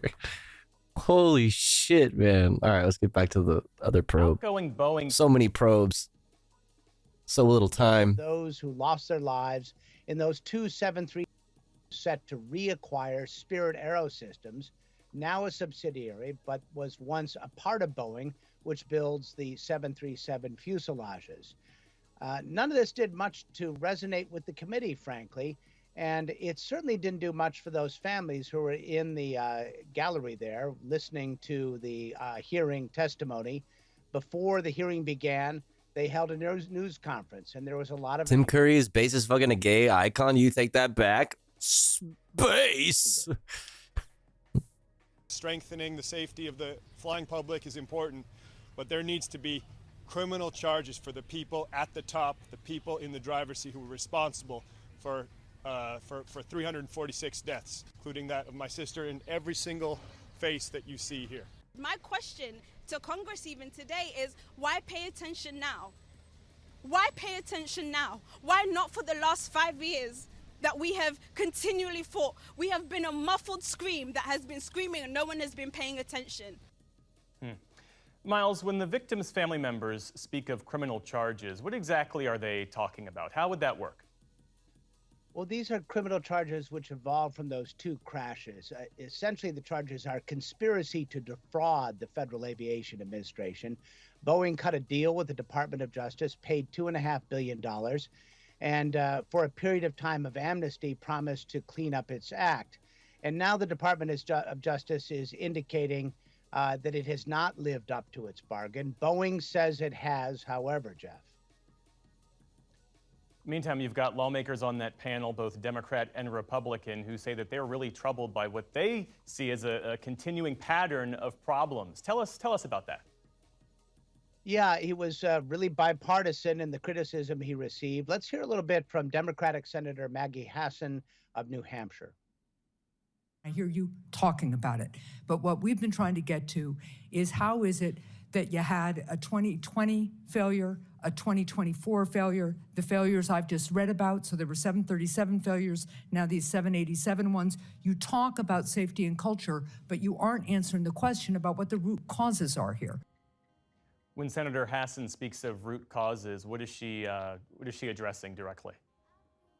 Well, the allegations from the committee and elsewhere are that in Boeing's pursuit of competition with Airbus, that the company sacrificed safety for profits, that it cut a lot of corners. Republican Senator Josh Hawley of Missouri really laid into Calhoun on top of that, specifically pointing out his $33 million salary. Sheesh. You're focused on exactly what you were hired to do, which is that you're cutting corners, you are eliminating safety procedures, you are sticking it to your employees, you are cutting back jobs because you're trying to squeeze every piece of profit you can out of this country.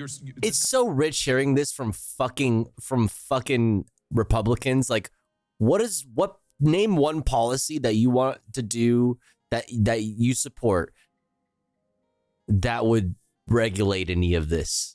Like, you're a big fan of regulation or like you're just up here to bark. You know, like you're up here because there's a camera, in this fucking room, in this hall, and you're here to bark at the CEO for political points. This motherfucker, like, what do you support? One policy. Give me a policy. What do you want to do? You want to raise taxes on corporations? You want to regulate them? These are very unpopular concepts in your party, dumbass. What do you want to do? Company, you're strip mining it. I don't think the problem's with the employees. Oh, it's actually, not. It is yeah, not. I think the problem's with you.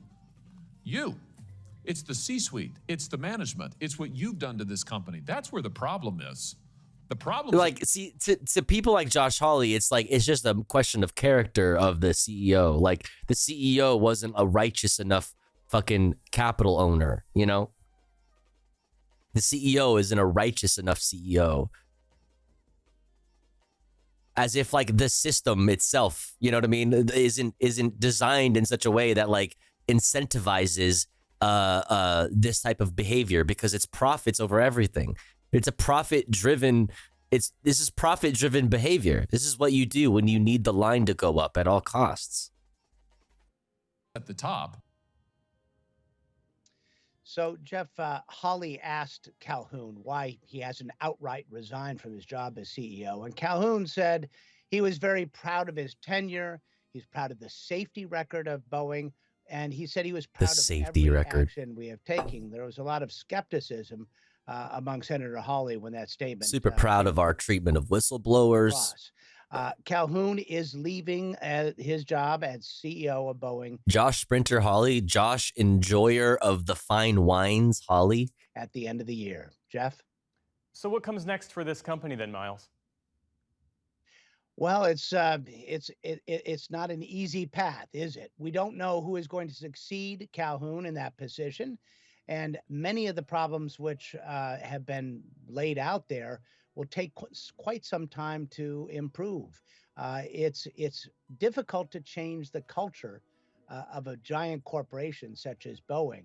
And this is a company that had a culture for many, many years built around a core of engineering where safety was first. And somehow it has lost its way. And turning that around is not going to be easy. In the minute and a half we have left, Miles, Dave Calhoun stays on the job through the end of the year. Is Boeing or anybody else, any sort of aviation observers, do they have their eye on somebody who could succeed him? No names have surfaced. What's interesting to think about as well, Jeff, is could there be a competitor that emerges from this duopoly of Airbus and Boeing? It does seem as if there might be an opportunity there for another corporation to step in and build large airliners. Could it come from Bombardier in Canada, perhaps the Embraer in Brazil? And of course, the Chinese are building airliners, and there's a huge opportunity for them on the world stage to step into this gap. Now, whether those airliners would ever be approved to fly in the United States is an open question, but it's a very dynamic situation marching forward, and there may be an opportunity for another company to step in and meet demand. That is our aviation correspondent, Miles O'Brien. Miles, thanks so much. We appreciate it. You're welcome, Jeff. I love you. The emergency grounding of Boeing 737 MAX 9 jetliner cost United Airlines $200 million in the first 3 months of 2024. Suck a dick. I don't give a shit. Shouldn't have fucking laid off all those fucking people and took all those PPP loans and all that crazy shit. You know what I'm saying? Fuck you. How are we doing on time? We have 10 minutes, or no, 6.5 minutes until the ads are upon us. Whoa. Happy Pride, chat. Happy Pride. We should put you. I need a little rainbow lettering right here. Happy Pride.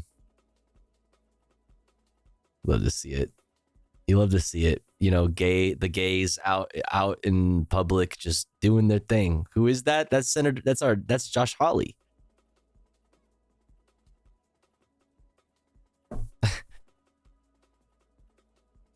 That's Josh Hawley. Isn't his boyfriend a homophobic MMA fighter? Wait, what? I'm pretty sure he's like a married fucking religious guy. You know, Pride Month is almost over. Thank God. All right, let's continue on. Let's move on into some international news. That means nothing, married and religious. Yeah, that doesn't mean he's beating. You're right. That doesn't mean he's beating the gay allegations. That's right. You're right. You're true. You make a good point there. Yeah, you're telling me the man kissing his wife with a gap between their lips loves his wife. You're right. Yeah, you're right. Who's got that photo? Hold on. Josh Hawley.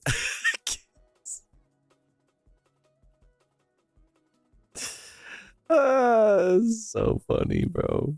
Hold on.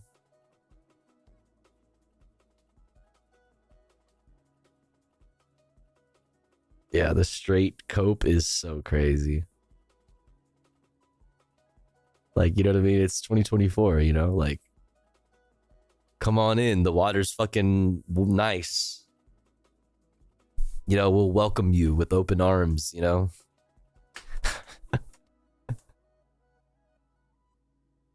Just accept it. Just accept it, dude. Just accept it. No way, they're smart.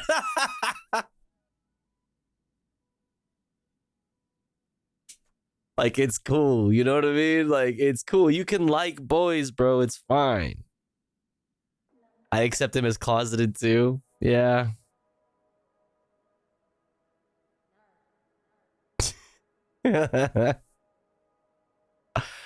Oh, that's so good. That's too good. Too fucking good. What time is it? Damn, it's already late. Okay, we're gonna speed run a bunch of international news. We have 3 minutes and 45 seconds until the ads are upon us. I think we could speed run some climate updates. Let's do it.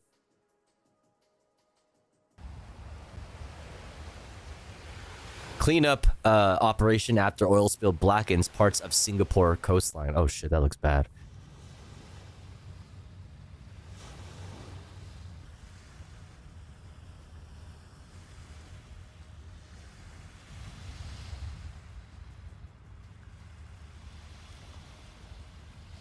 Maybe she had chapstick on? Yeah, maybe.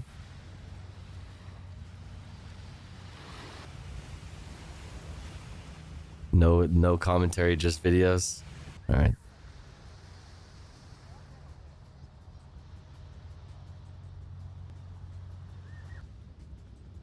What is that? Oh, those are like the little barrier things to contain oil or chemical spills and things like that. I found his boyfriend's name, Harrison Butker. Why does that sound familiar? Oil booms? Is that what they are? Yeah, these things.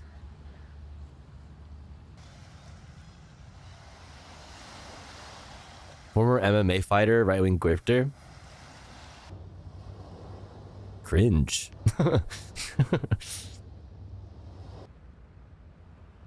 So when Iceland has a black beach, it's cool, but now it's a problem, huh? Wait, Iceland has a black beach? I've seen black beaches with like black sand. I mean, that's metal as hell though. Like for Iceland to have like a fucking black beach, that's fucking sick, dude. Like I'm already imagining like the photo ops if you and the bros like slap on some corpse paint. Like I can see it already in my head. Like it looks awesome. Iceland is on fire. Asshole NFL punter. The whole volcano thing. Oh, is that what you meant by that? Am I an asshole? Yeah, probably. Iceland Black Beach is from volcanic sand though. Oh fuck. Oh fuck. That's right. Kicker from Kansas City Chiefs who had major. Oh wait, is he the guy who had the speech? He had a speech about like traditional gender roles or something. The kicker of the Chiefs, and he gave that speech about women. Yeah, being barefoot and pregnant. Yeah. Okay, I remember. Yeah.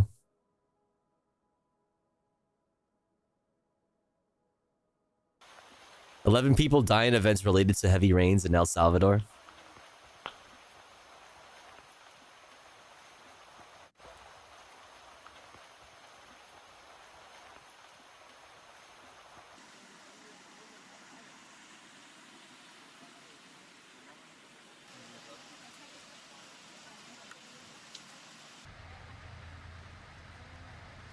Oh no, not the puppy.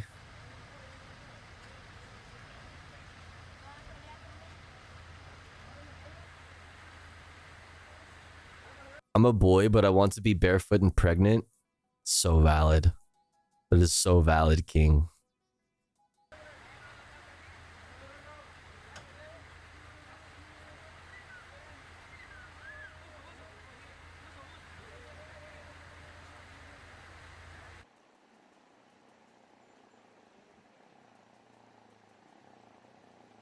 That's not good.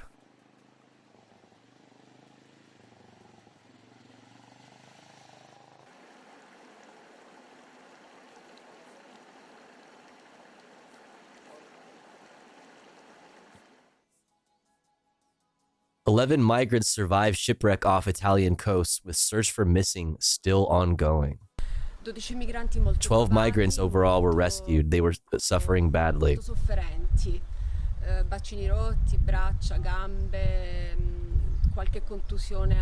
They had broken pelvises, legs, and arms, head contusions, and burns because the 11 survivors told us of an explosion on the boat. Fuck.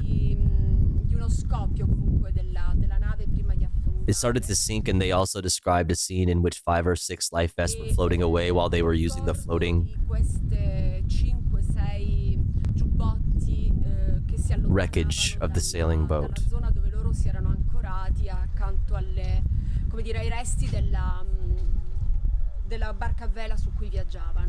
Oh, the ads are running? Oh, fuck. Today, I regret to... Oh, I'm sorry. How did that happen? I thought I had time. I thought I had time. Fuck. All right, sorry, chat. You can't hear me probably, but hey, those of you that can, consider gifting a sub to somebody that can't hear me, okay? I'm seeing Spirit in the chat without a sub badge. I'm seeing Always Be Gaming in the chat without a sub badge. I'm seeing Naughty Fox in the chat without a sub badge. I'm seeing Mojoa Kimbo in the chat without a sub badge. Who else, dude? I know I'm seeing others. We gotta help them out. That's crazy. I kind of fucking, you know, did them all dirty. Chat. Who's gonna help them out? Who else is in here? I know there's others.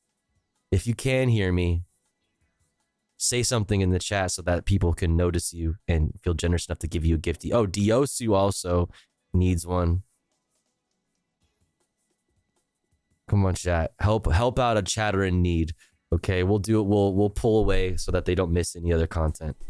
Okay. BRB.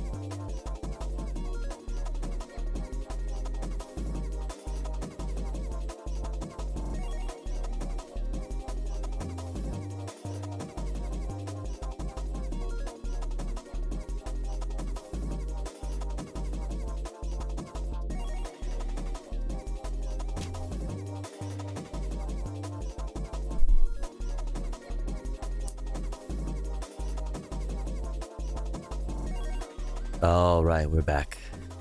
Sorry about the unexpected ads. If you got hit with those ads, thanks for sitting through them. I appreciate you. It's a good way to help out the stream, even if you don't have any cash to throw my way. So thank you for doing that. And yo, Will Smokes, thank you for gifting to Diosu. I really appreciate it. Let's go. Hell yeah. Thank you so much. Thank you, thank you, thank you. All right. Now that we have everybody back, let's get back into the news. Let's finish it up so we can do fun shit. Okay. Okay. Let's see. Okay, now let's get into some more international news, and then we'll finish off with some Israel-Palestine updates, and then we'll do fun content. Let me just prune a couple of these that we won't have time to look at. All right, next story from Al Jazeera. UN Security Council demands end to siege in El Fasher in Sudan's Darfur. Let's check it out. Today, I regret to inform that Sudan continues to spiral into chaos. Powerful words from a top United Nations official regarding the dire situation in Sudan. According to a UN report, Sudan now has the largest internally displaced population ever reported, over 9 million people.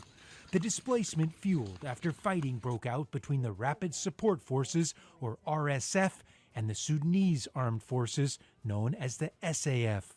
7,000 new mothers could die in the next few months if they don't get access to food and healthcare. Across Sudan, women are dying because of complications during pregnancy or childbirth. Will those in favor? Last week, the Security Council passed overwhelmingly 14-0, a resolution that, among other things, demanded the RSF end its siege on El Fasher. The warning has mostly fallen on deaf ears. On Tuesday, the Sudanese ambassador accused the UN of acting too slowly and repeated accusations the United Arab Emirates is arming the RSF. The Security Council failed to address the situation and only adopted a general stance. They hesitated in addressing the rapid support militias and their regional and international sponsors. This would empower a unique terrorist model including diaspora, displaced migrants, and mercenaries and ethnic gangs who want to destroy Sudan. The UAE ambassador shot back at his Sudanese counterpart for making the accusation. Using this platform to spread false allegations against the UAE, to distract from the grave violations that are happening on the ground. There will be no military victory or a military settlement of the conflict in Sudan. The only way to settle will be through the negotiating table. 14 months into this conflict between the RSF and the SAF. I mean, okay, I guess so. Yeah, I mean, I suppose so, yes. Generally, I guess. But, like, also, that's that's a representative from the SAF, if I'm not mistaken. It's the RSF who is responsible for a lot of atrocities. Maybe I'm missing something, but as far as like recent atrocities that have been covered a lot in the news in recent times, seems like the RSF is kind of really the problem here. I wonder about the Sudan and the other Sudan people. I'm not sure. Southern Sudan people? I'm not sure what you mean. Security Council is inching closer to a place it was hoping to avoid, being bystanders to a war it can't stop. Gabriel Elizondo, Al Jazeera at the United Nations in New York. Excuse me. Subscribe to our channel to get the latest. All right, next up, France planning to reduce number of troops in West and Central Africa. West and Central Africa. Around 600 soldiers are expected to remain. Last year, President Emmanuel Macron announced plans to reduce France's military presence in the continent. That's after some governments expelled French forces from their territories. Erwan de Cherizet is a principal at Jane's, a global open source intelligence company. The civil war in Sudan started on my birthday. Shitty day to wonder if your family is okay. I'm so sorry to hear that. That's fucking horrible. I'm so sorry to hear that. Specializing in military, national security, aerospace, and transport topics, and joins us now from Bordeaux in France. Mr. Cherizet, good to have you with us on the programme. I mean, we do await those official numbers of the reductions to be announced, but why is France doing this now, or has it been pushed? Well, France has essentially been forced to withdraw from Mali, Burkina Faso, and Niger, and which has put an end pretty much to Operation Barkhane, which was the anti-terrorist effort in the Sahel region. And as it faces growing backlash against its presence in Africa, and also pressures to do more in terms of deployments in Eastern Europe to support the NATO forward presence in Romania or in the Baltic states, reducing military troop Most are safe now, by the way. Most are in Egypt and northern Sudan. Okay, that's really good to know. That's really good to know, but still sending, for what it's worth, like sending, all my love and good vibes. A number of African countries is an expedient way to get these troops available for other assignments, while at the same time reducing the visibility of its presence and changing the model of its deployment from one where it maintained permanent detachments, some of which were operating on their own, to one where the focus will be on partnering with the militaries of the countries in which France will remain, to work on capacity building, on training, and be much more in a supporting role than it is now. Do you get a sense, though, from sort of the French policy here, that we'll get out while the going is good, so that we can keep our relationship with those African countries that want us to stay in some form, to be on a better footing as such? And as you say, it's one thing to have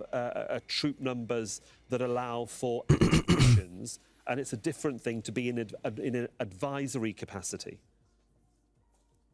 Yes, absolutely. So we don't have yet the full numbers, at least from an official source, but unofficially, there are talks of reducing significantly numbers in Senegal, Côte d'Ivoire, and Gabon, as well as Chad, while Djibouti will remain untouched because of its significance also for operations throughout the Middle East. Cringe. So the idea here is probably to reduce the visibility of the French presence, which is in line with the way there is increasing opposition to French military presence across many Western African countries. This is acknowledged by the French, and they are keen to find a way to remain without being as negatively perceived. And meanwhile, and this would be particularly relevant for Chad, where we've seen the Chadian government maintain overtures with Russia, probably the French are just wanting to be careful and preempt the situation they encountered in other countries, notably Burkina Faso or Niger, where they were forced to leave not under their own timing, and that meant also having to leave some infrastructure and equipment that is valuable without being able to retrieve it. So essentially having to destroy it in situ rather than being able to remove it and retrieve it. So it's probably also about being able to live on your own timing, controlling the timing of the reduction rather than having events decide for you. Indeed. It'll be interesting to see how they do withdraw and in what numbers. For the moment, Owen de Chirezi, thank you for joining us from Bordeaux. Make sure to Thanks, brother. Listen, I'm happy to hear it. We covered recently American soldiers, leaving regions of the area, and it's good. Good stuff. Continuing on, Israeli war crimes in Gaza report to Israeli war crimes in Gaza report to be presented to UN Human Rights Council. Oh my fucking God. I can't read. Months into Israel's war on Or Gaza, speak. the bodies of Palestinian children, women and men keep piling up. What was my girl's fault? This mother asks. She was young, so were her children and husband. What did they do? Questions repeated by hundreds of thousands in mourning. Some of the killings amount to war crimes and crimes against humanity. That's according to the UN Independent International Commission of Inquiry on the occupied Palestinian territory, including East Jerusalem and Israel. The Israeli military is being held responsible for the war crime of using starvation as a method of warfare. The inquiry found its soldiers have murdered or willfully killed people. And the Israeli army is also accused of intentionally directing attacks against civilians, the forcible transfer of people, sexual violence, torture and inhuman or cruel treatment, as well as arbitrary detention and outrages on personal dignity. There has been unconscionable death and suffering. More than 120,000 people in Gaza, overwhelmingly women and children, have been killed or injured since 7 October as a result of the intensive Israeli offensives. The report also finds Palestinian armed groups responsible for war crimes. This is the first in-depth investigation by the UN, and the Commission says Israel obstructed its investigations. The Commission attributes high civilian casualties and destruction of civilian infrastructure to strategy that's intended to cause maximum damage and disregard principles of distinction, proportionality, and adequate precaution. According to the report, Israeli leaders' vocal support amounted to incitement and could constitute other serious crimes. Israel's finance minister Bezalel Smotrich told his voters, quote, "We must destroy Rafah, Serat, and Deir al-Balah and wipe out their memory." Dude, they're posting genocidal thoughts on Maine. They have been posting genocidal intentions on Maine for a minute, dude. Like, what was that video we covered the other day, chat? What was it? I think Al Jazeera had a video of it as well, or had a thing on it as well. What was the video we covered? Was it yesterday? Or like last stream? It was dude was quoting Hitler and shit. Dude, fuck, where is it? Oh, here it is. Oh my God, bro, this former, oh my God, bro, this shit is so crazy. This former member of Israel's parliament quoted Adolf Hitler while discussing Israel's war in Gaza and the treatment of Palestinians. They showed that they represent the deepest form of Islamo-Nazism. Is like, man, that is quite a fucking combination of words, friend. And like Hitler, may God curse his name. Wait. And like Hitler, may God curse his name, said, I cannot live in this world with one Jew left, when one Jew is left in it.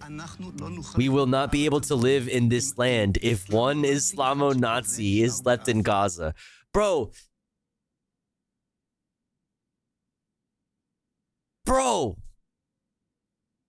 he said, like Hitler said, you know, may God curse his name, you know.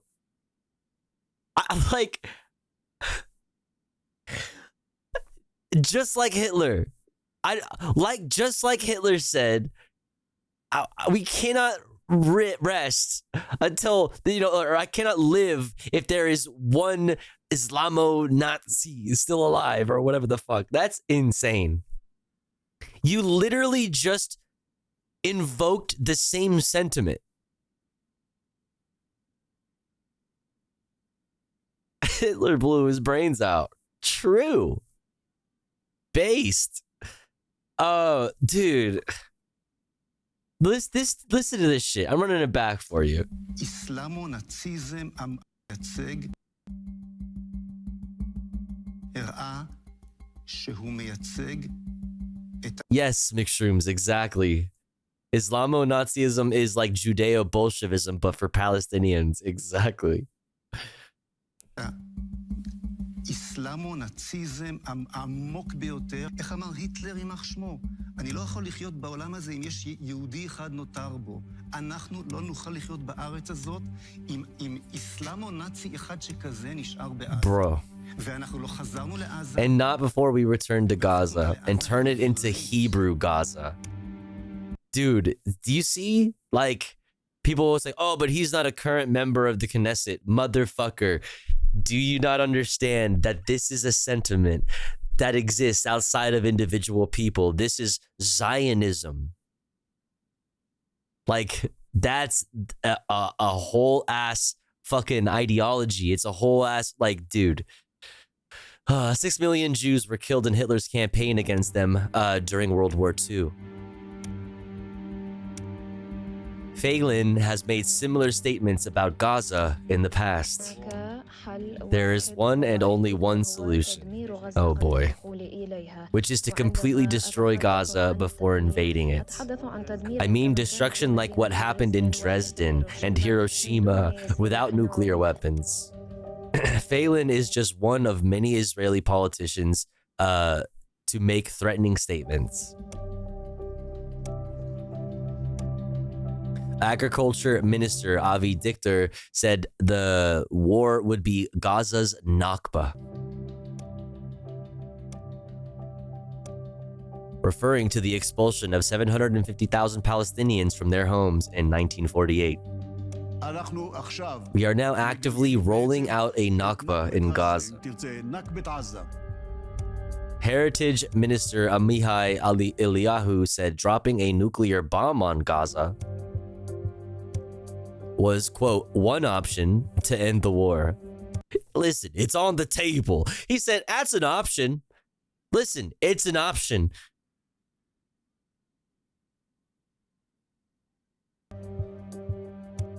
He has also said anyone waving a Palestinian flag, quote, shouldn't continue to live on the face of the earth. Nice. Palestinians say Israel's war on Gaza is part of a campaign of genocide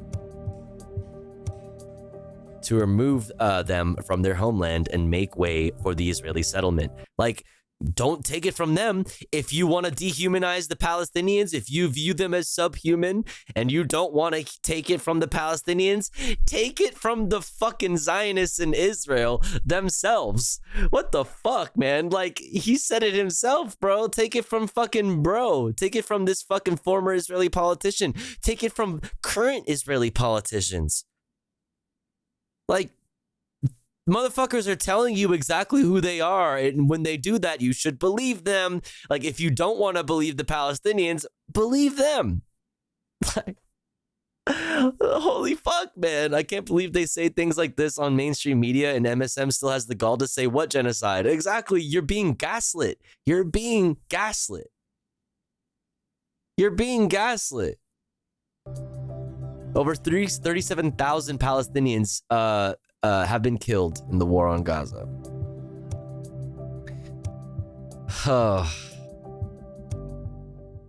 Yeah. So, like, yeah, there's an example for you. Report amounted to incitement and could constitute other serious crimes. Israel's finance minister Bezalel Smotrich told his voters, quote, "We must destroy Rafah, Nuseirat and Deir al-Balah and wipe out their memory." There you go. Smotrich, finance minister, a sitting member of the Israeli government. There you go. Don't want to hear it from Palestinian people? Then hear it from this guy. Like,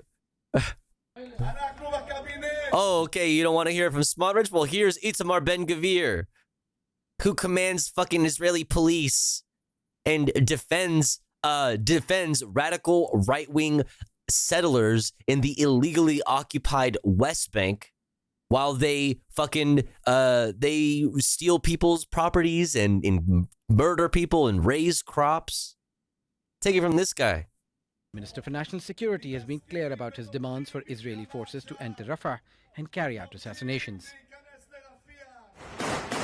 Israel's total siege of Gaza also amounts to collective punishment of a civilian population.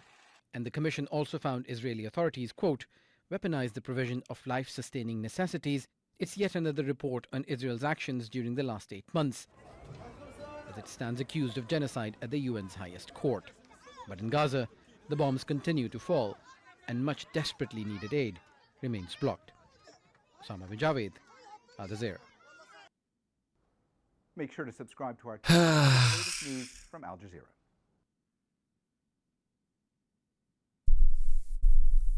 All right. Now let's look at this as our last piece of news content and our last piece of Israel-Palestine coverage. This is from The Intercept. Utterly dismayed, Air Force engineer resigns as dissent against Gaza war slowly spreads within military. Let's check it out. From Prem Thakur. 16 years ago, Riley Livermore enlisted in the Air Force.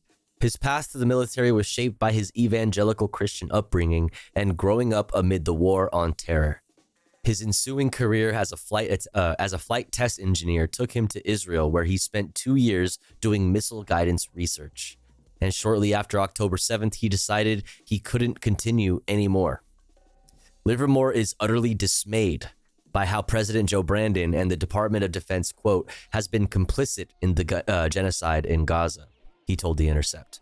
So much so that he is in the final steps of separating from the Air Force, a months-long process he initiated in late October. Once he officially exits the military, he said he will never again work in what he describes as the military-industrial complex. I don't want to be working on something that can turn around and be used to slaughter innocent people, he said. I think the dissonance just kind of continued to get louder and louder. It's like I can't really do this anymore. Livermore joins a burgeoning wave of dissent within the Brandon administration and the military over U.S. support for Israel's war on Gaza, including 9 prominent resignations in recent months, 25-year-old Airman Aaron Bushnell's self-immolation in February, and a new service member-led campaign to help soldiers speak out against elected officials' support for Israel's war. The letter's campaign comes in the wake of Jewish major.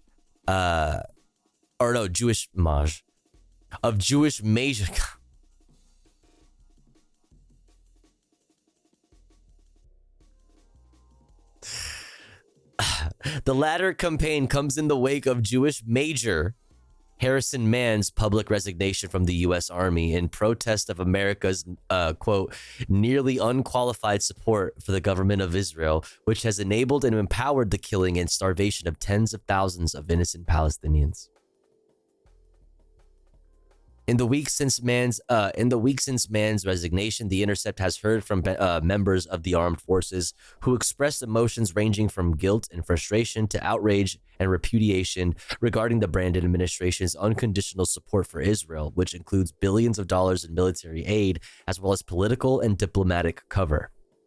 The testimonies, while limited in scope, nevertheless signal dissent from within American power structures, bubbling beyond the public resignations and protests seen thus far. The Department of Defense declined to comment. Every single one of my friends in the military agree that this is a genocide. One 7-year member of the army wrote in the message, "We're all outraged by the repeated war crimes and depravity of Israel, as well as America's complicity/enabling. An airman's revolution. Tofu defeated by the word ma. Shut up. Massacre, slaughter, ethnic destruction, modern trail of tears. It's nationalistic supremacy doing fascism for power and profits yet again, instead of letting humanity evolve into a true democracy." An airman's revolution. Livermore first commissioned with the Air Force in 2012, and after graduating with a master's degree from the Air Force Institute of Technology 2 years later, he was selected to go to Israel for an engineering sciences exchange program.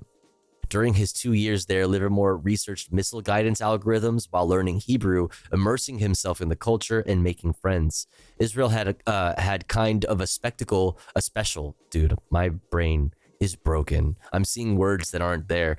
Israel had kind of a special place in my heart, he said. Ironically, Livermore's open-armed experience in Israel is what helped lead him to his belief that the U.S. government may be complicit in supporting an Israeli genocide against Palestinians. The first seed was planted by a Palestinian friend in the Air Force who pulled him aside before he departed for Israel.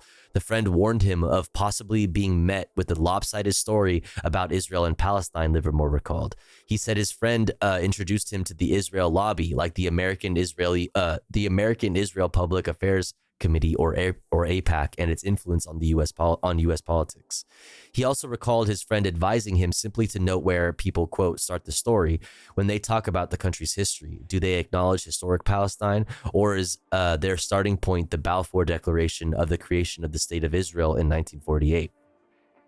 I'm so grateful for that because it kind of helped me maybe inoculate a little bit from what I see now is like heavily Zionist propaganda. And it always didn't sit well with me in general, just some of the Zionist talking points as far as like we're a nation surrounded by enemies and yet we're the strongest around, Livermore said. There's also this sense of being an American, being in the American military. It's like America owes Israel something. There's a lot of things, dynamics I didn't super like.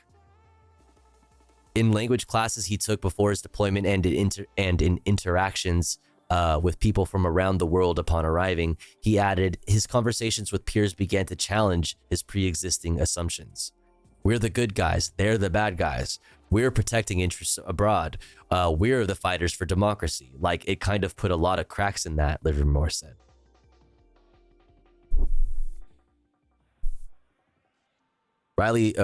Livermore's experience in Israel also challenged his faith. He grew up evangelical Christian and was active in his church, where he met his wife.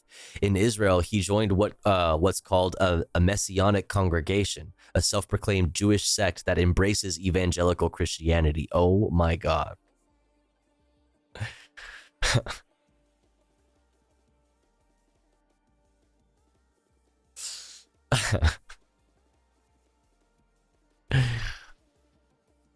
These things... This shit like hurts my soul, man. This shit hurts my fucking soul.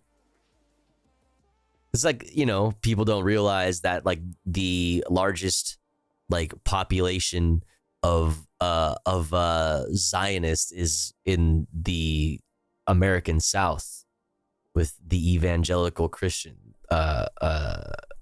population. And like it's funny because evangelical Christians, like, it's so weird to me embracing this, especially as like a Jewish person. I don't know. It's super weird because evangelical Christians want Jewish people to be back in the Holy Land so that Armageddon, so that Jesus can come back and like that whole shit. Like, it's so weird. Like, are y'all sure that you're really on the same page with this? Like, it's like it seems like a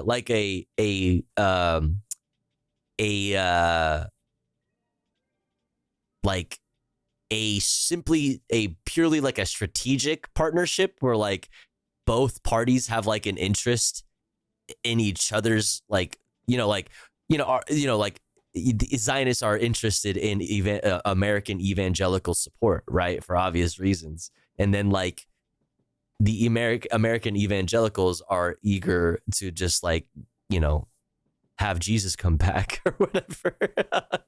So like it's super weird to see this shit. Like it's so it makes me feel gross. What's up, Zero Q? Welcome, mate. Welcome in.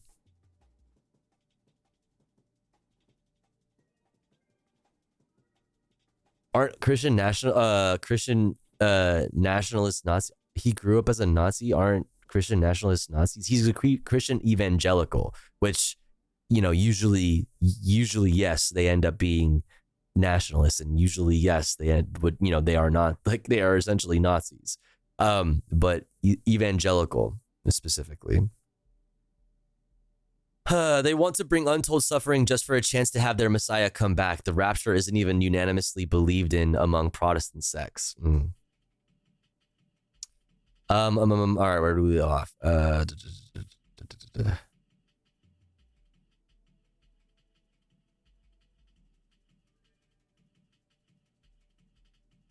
Damn, did I like scroll down for some reason? Oh yeah, okay, this is where we left off.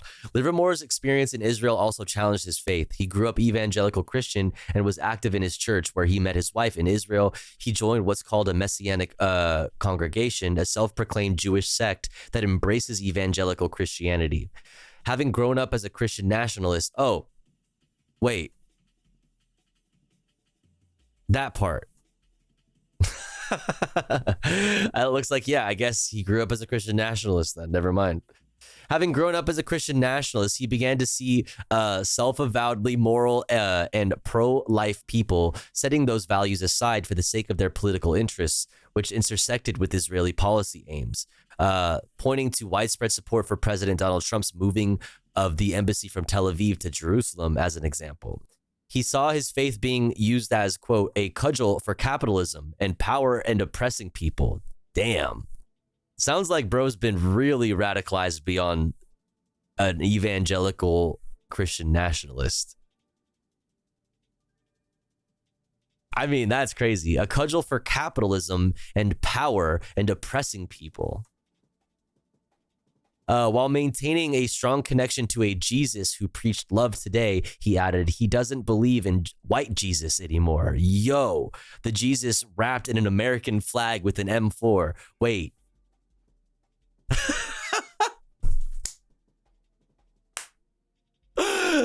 Yo.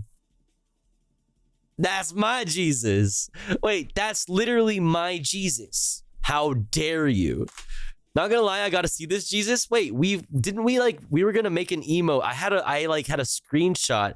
There's literally the M4, like what's the gun toting like cult? There's like that guy that raps and shit. Like, oh fuck.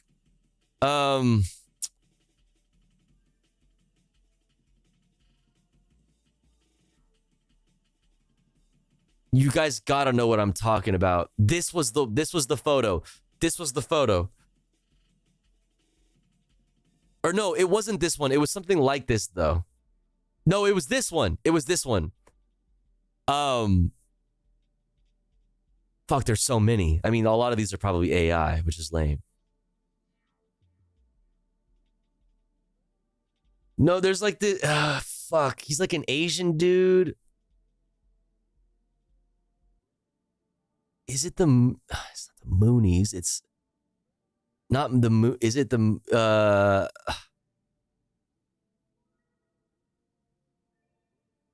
Asian dude who raps. British rapper. AR rifle. King Bullethead. Is that his name? Yeah, Guns for God, the Church of the AR-15.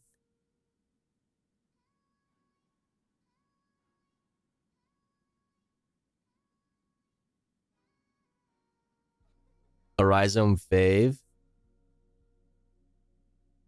Yeah, this dude. But my point was like, there's hella like gun-toting Jesus lore. Like there's tons of fucking people that really love like the image of Jesus with an AR and shit like that. There's a whole bunch of shit on it. His shit's only on Rumble. Inside the bizarre and dangerous Rod of Iron Ministries. Bro like raps and shit. This blazer is crazy. The camo blazer with this fucking print shirt and then the clashing fucking like whatever the fuck this is called in the pocket. Dude, holy. And he's wearing khaki pants. Wait, he's wearing like khaki like sporty like cargo pants.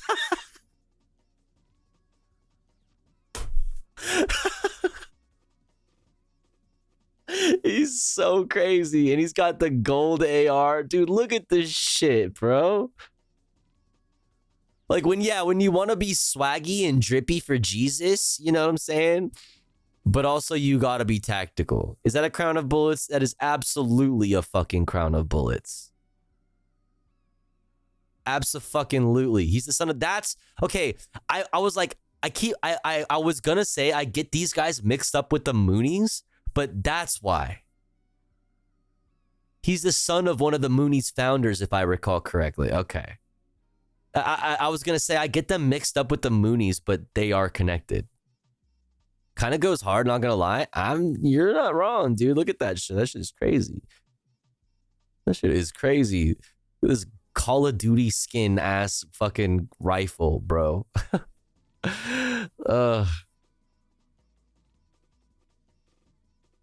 Anyway, there's tons of that. It's like my fucking point is that there is hella fucking gun-toting Jesus shit.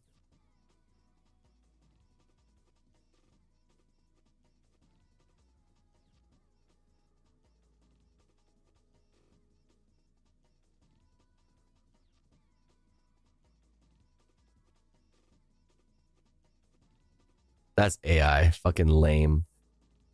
There's a lot more now that AI exists, but like there was actual like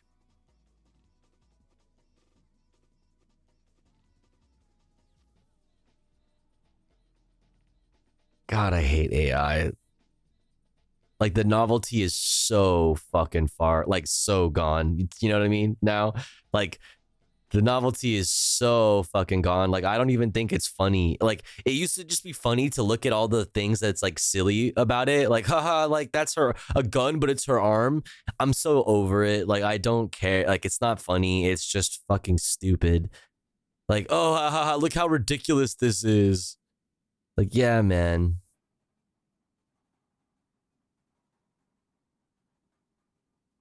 Why is he biting his lip like that? That's weird. Anyway, back to this guy.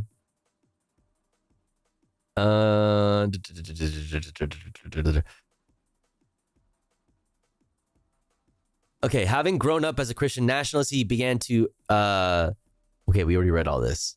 He saw his faith being used as a cudgel for capitalism and power and oppressing people while maintaining a strong connection to a Jesus who preached love today. He added he doesn't believe in white Jesus anymore, the Jesus wrapped in an American flag with an M4.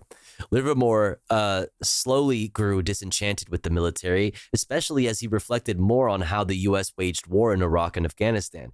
I've had friends who died, he said. It's like, what is this all for? Then came October 7th. His exposure to Israeli military brass during his training, as well as the rhetoric he heard from Israeli friends in October, primed him for how ugly things could get. I knew just how bad it was going to be and how there would be wholesale acceptance from the Israeli population, Livermore said, offering, quote, demolish Gaza, wipe it off the face of the earth, as an example of the types of comments he heard. Before October 7th, Livermore said he would, quote, have been a little bit more of an Israeli apologist, or like, quote, it's complicated, kind of take a both sides type approach. Israel's war on Gaza, however, was a pry bar that kind of ripped it wide open. Livermore's work in the Air Force has mainly focused on research and development, he said, though he's worked with several contractors he reckons had a more direct link with operations in Gaza. He said that learning more about Israel's use of targeting systems like Gospel and Lavender, artificial intelligence systems that have mechanized Israel's war on Gaza with little oversight, scared him. He credits his wife for helping him, quote, cut through the bullshit and not simply put his head down without engaging with the moral stakes. It's interesting. So, I mean, like, sounds like him and his wife went through this journey together because if I recall correctly, they said in the beginning of this article that they met in the church. It's not an easy process to leave, Livermore noted. The joke is the only harder thing than getting into the military is getting out of it.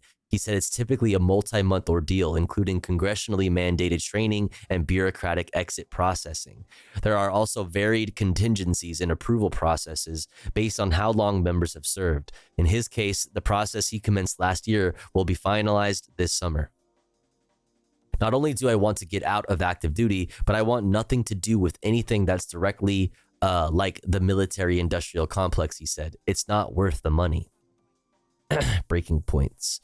For Livermore, Mann's resignation letter was extremely relatable. The Jewish army major described the anticipation of waiting for things to improve or to end, only for them not to. Yeah, I remember covering this the other day, and I liked what they said. I don't remember what the exact quote was, but I remember it was something like, I kept waiting around for someone to tell me to stop doing this.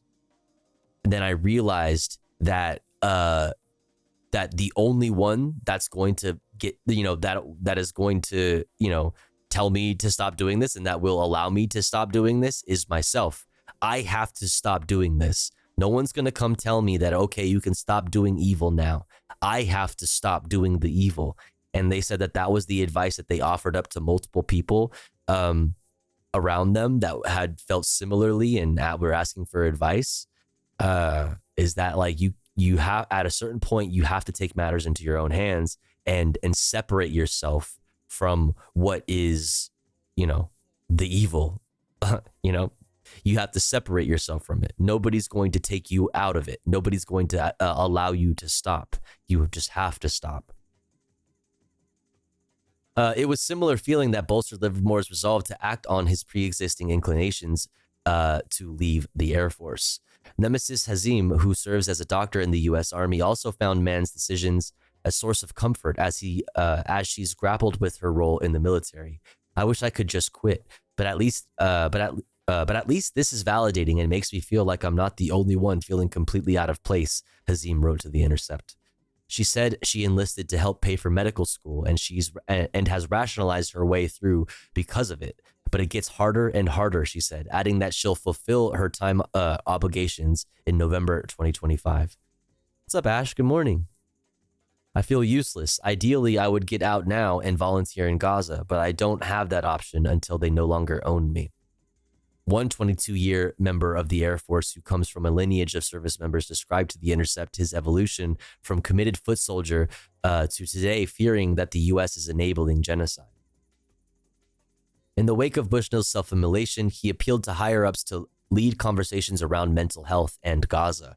Those efforts didn't go anywhere, but he himself broached the subject of Bushnell with his unit to indicate it was safe to talk about the war on Gaza.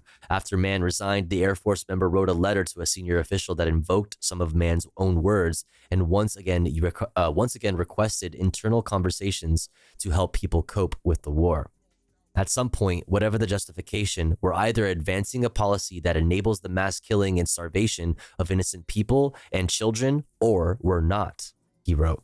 We're either advancing the destruction of schools, hospitals, and life-supporting infrastructure of 2 million plus people, or we're not.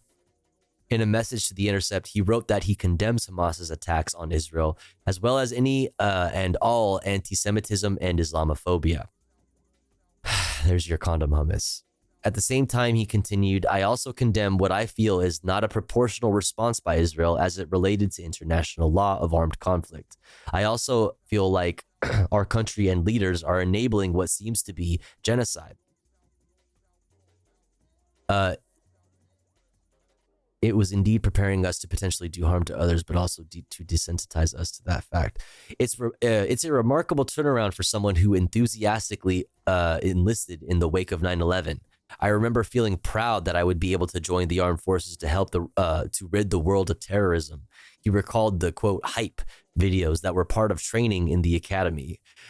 We would see videos of jets flying at high speed, dropping bombs, tanks firing munitions, etc., while bombs over Baghdad by outcasts or bodies let the bodies hit the floor by drowning pool played. Wait, the army at post 9/11, when you don't get the joke, like when you don't get the point at all, you know, like when the point completely just goes right over your fucking head. Bombs over Baghdad by Outkast? Are you fucking joking me right now? No, they get it.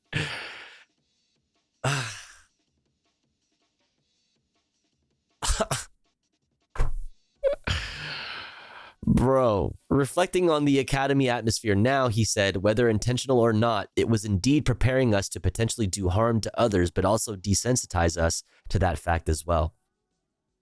His time as an intelligence analyst in Afghanistan, where he said he's observed military abuses of ordinary Afghans, contributed to his eventual disillusionment with the U.S. military. Still, he's decided to remain enlisted in hopes of encouraging younger soldiers to view things more critically, even as America's relentless support for Israel's campaign against Gaza makes it increasingly difficult. The 7-year member of the army who expressed outrage at the war enlisted at the age of 21, they said, because they had just become homeless, had to drop out of college, and didn't know where else to go. The military changed their life for the better, they said. Fuck, man. But the war on Gaza has taken its toll. I've been at the edge of my limits pretty much since the conflict started, they said. And the recent U.S.-supported Israeli operation to rescue 4 Israeli hostages that killed at least 274 Palestinians and injured hundreds of others felt like a breaking point, one that feels too little too late, but better late than never, I guess. They are, quote, experiencing tangible mental health consequences as a result of watching a genocide in real time while simultaneously wearing a uniform that represents it, they said. Consequently, they plan to exit when their contract is up next year and also stay away from any Department of Defense related work. I would do 20 years if our country didn't use the armed forces to commit war crimes and violate international law at every step, they wrote. It feels like every conflict we participate in or facilitate is fucking sinister or evil, and evil. Earlier this month, the Coalition of Veterans and Anti-War Organizations launched a campaign to help people in the military who are similarly struggling with U.S. support for Israel's, quote, continued war on the people of Palestine to advocate against it. The campaign, led by Veterans for Peace, the Center on Conscience and War, About Face, Veterans Against the War, and the Military Law Task Force of the National Lawyers Guild, provides people in active duty, the National Guard, and the reserves with guidance and legal advice on how to raise concerns about the war with elected officials. The groups have prepared templates that service members can use to reach out to elected officials. We are not mere pawns in a political game. We are human beings with the capacity for empathy, compassion, and moral discernment. It is time for us to reclaim our humanity and refuse to be complicit in the genocide of an entire people. One template reads. As of Monday, about 30 service members had engaged with the process, according to Mike Ferner, Special Projects Manager at Veterans for Peace.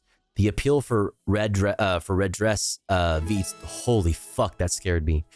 Little Bear, thank you so much for 11 months. I really appreciate it. Thank you. Hope you're doing good. Good morning, or whatever time it is for you. Where was I?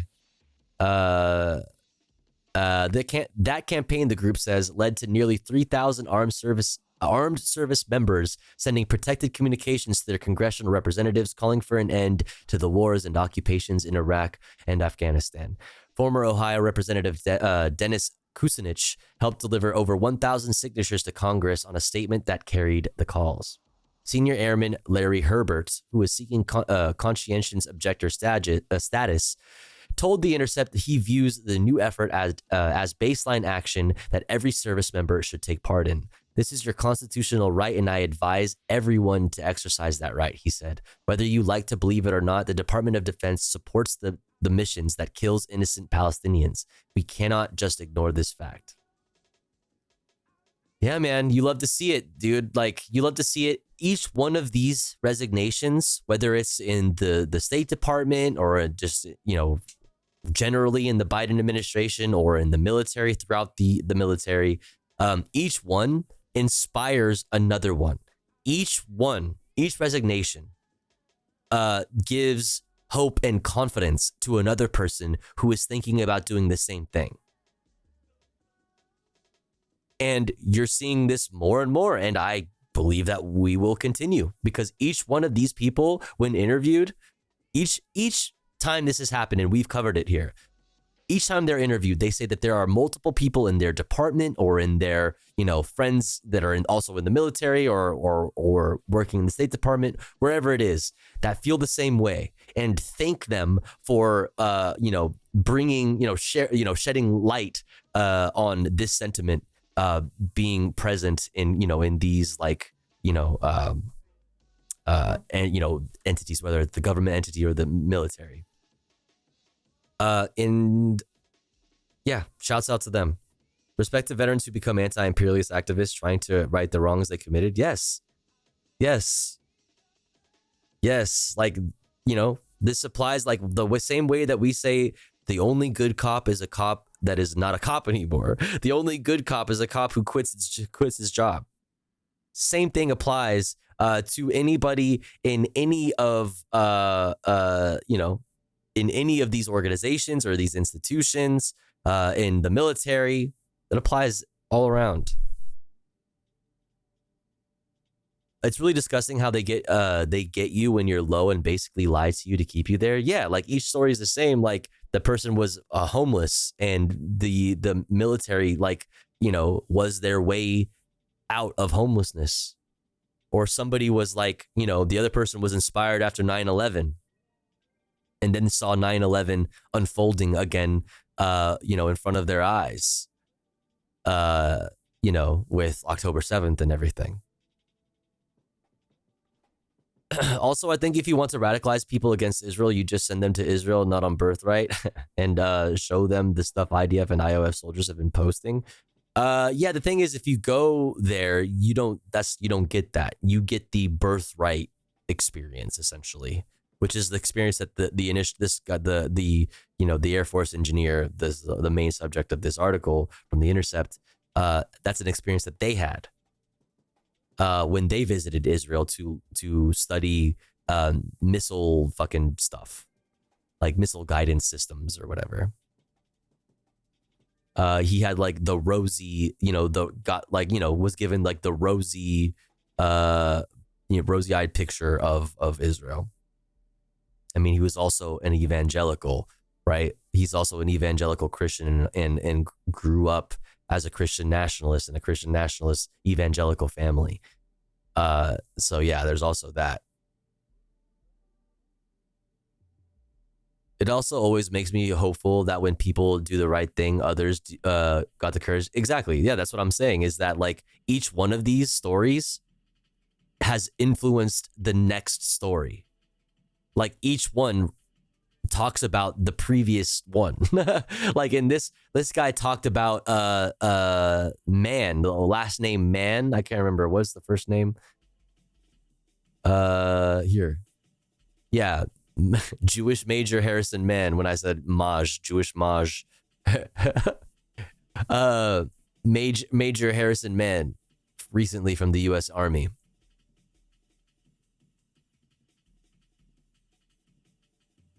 So you love to see it, man. You love to see it, baby. Here's that article for you in the chat.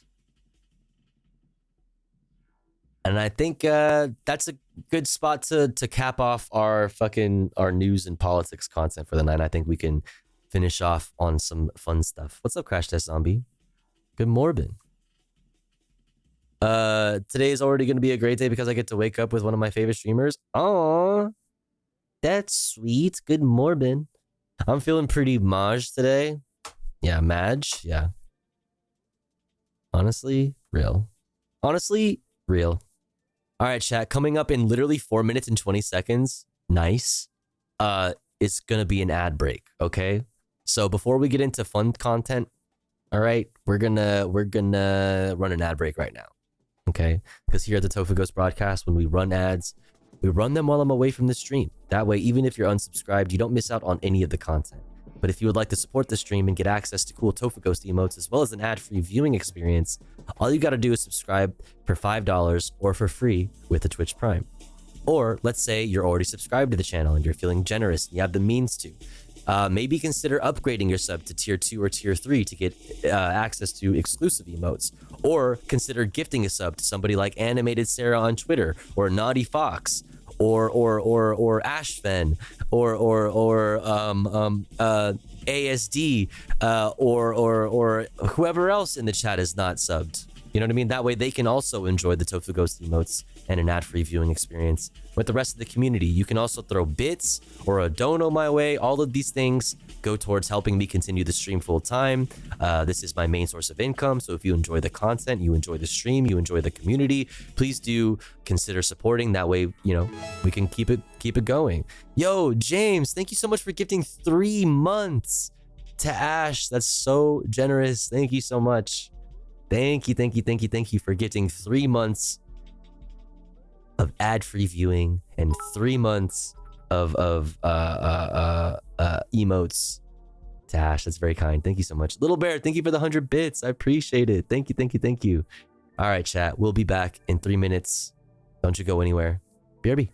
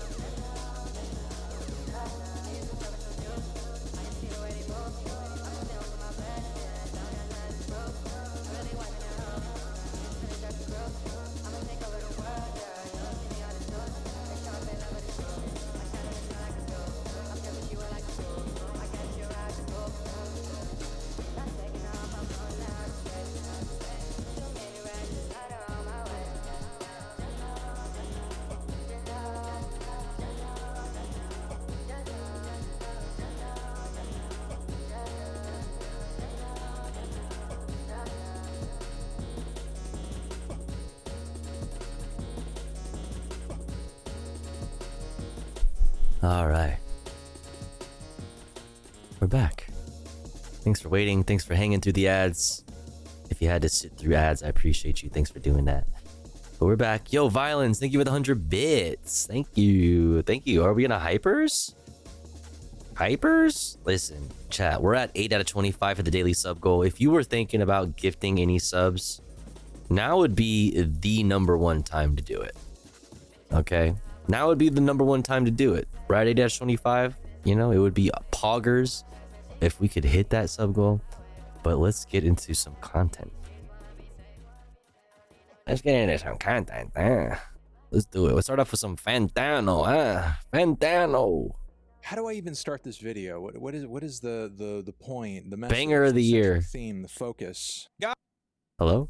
Guys, this channel's about music. Good pitch. You've got them now. They're hooked. And this video specifically is about a song. A song that I feel like I needed to stop in my tracks and talk about in a video such as this. It's that big of a deal. It's that much of a showstopper. It's that much of a banger. You could be saying to yourself, Anthony, what is this wonderful, amazing, mind-blowing song that you're talking about? Well, I'm going to tell you, but I have to set this up by saying this Yo, track Violence, thank you for them 100 more biddies. I appreciate it. Thank you. Of unexpected place. It's not from your favorite DJ. It was not composed pad Yo, to pen. Anonymous, thank you so much for gifting to EHR. Let's go. Thank you, Anonymous. The most elegant Mad Lib beat by your favorite rapper. It's not the next boundary pushing post-punk epic from your favorite underground rock group. No, this song comes from a group of kids.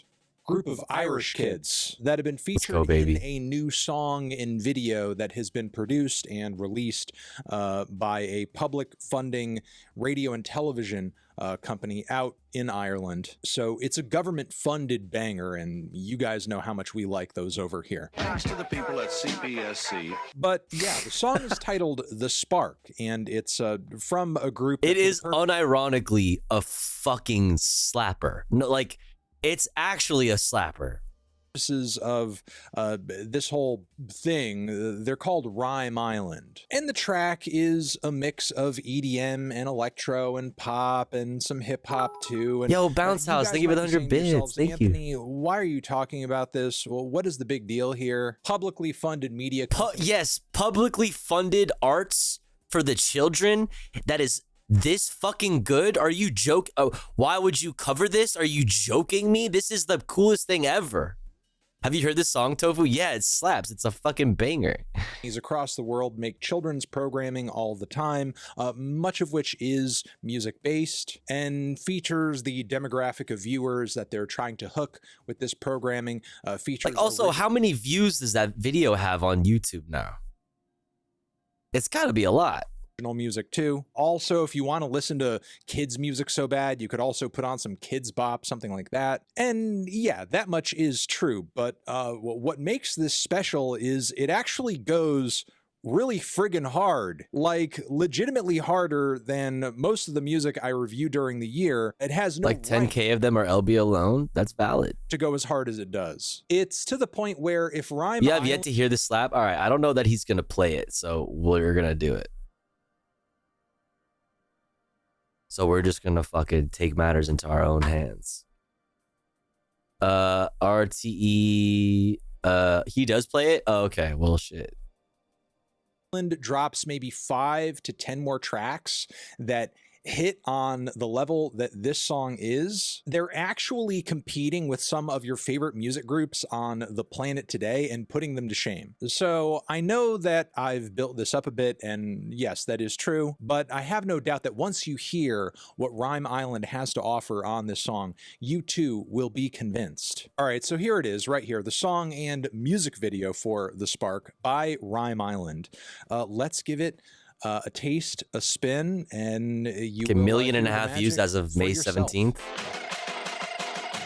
Wait, this video came out 6. Oh no, that's when it came. I'm so stupid.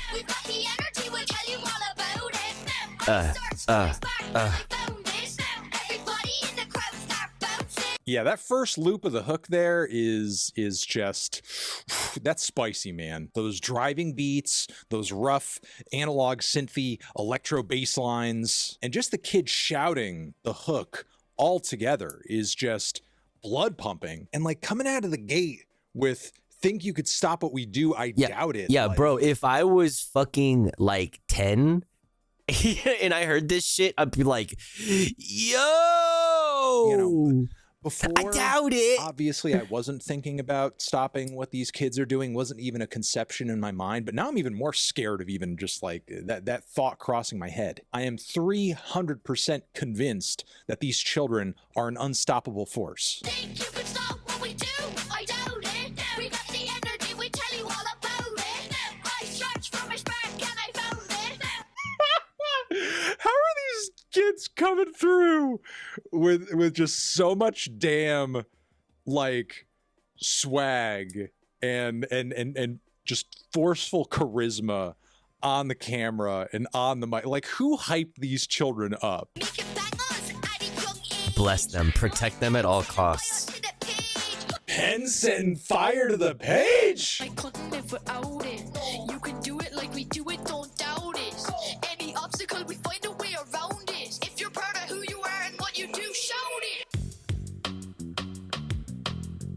All right, nah. Riot. Like, they deserve a feature on the next Charlie XCX record. I'll say that. They would go. He hard loves that Charlie XCX record. Okay, he's not gonna play the whole thing. I'm playing it for y'all. Okay, you deserve it. You deserve it. Okay, RTE kids. Rhyme Island.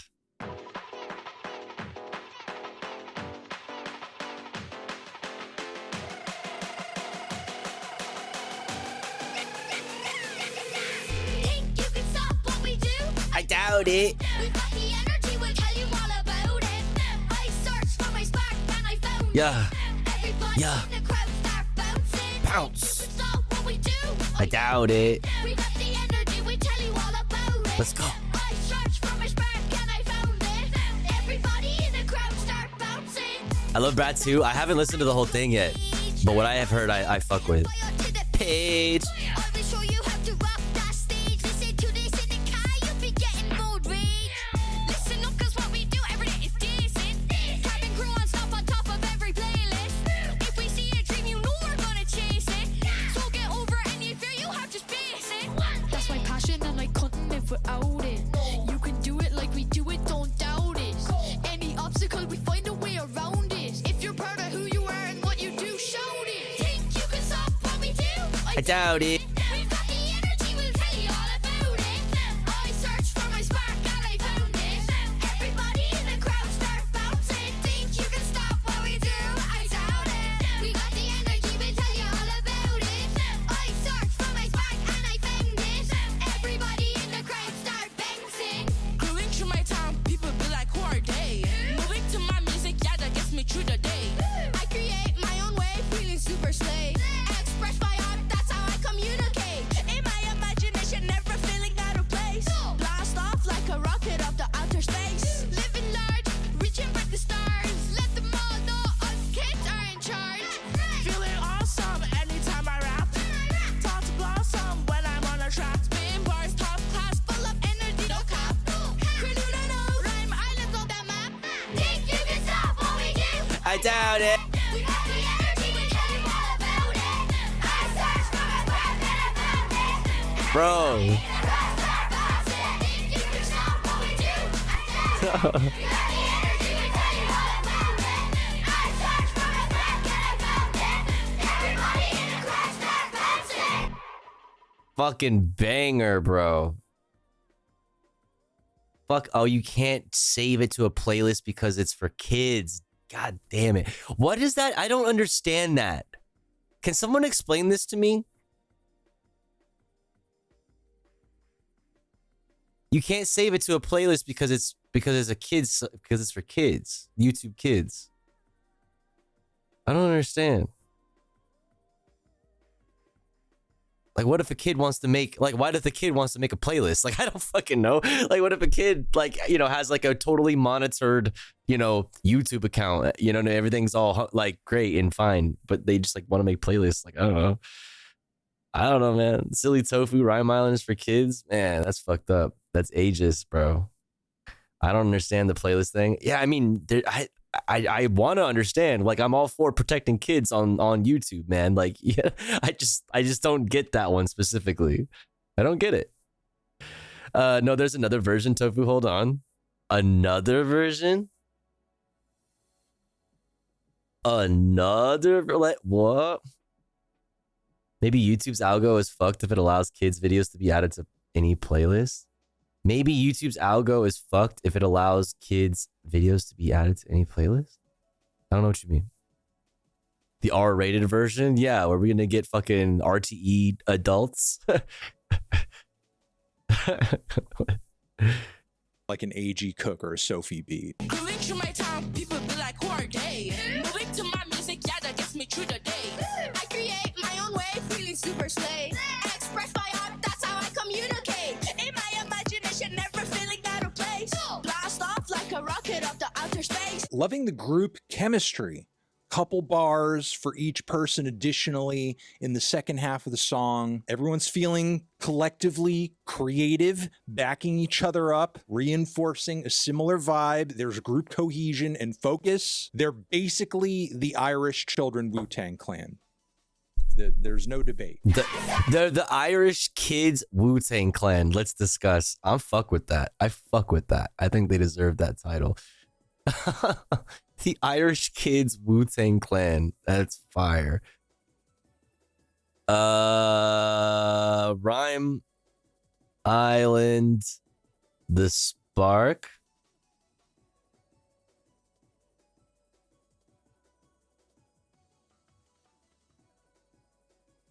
Is it that one? No, that's the one we watched. The lyric video. Do they have other bangers?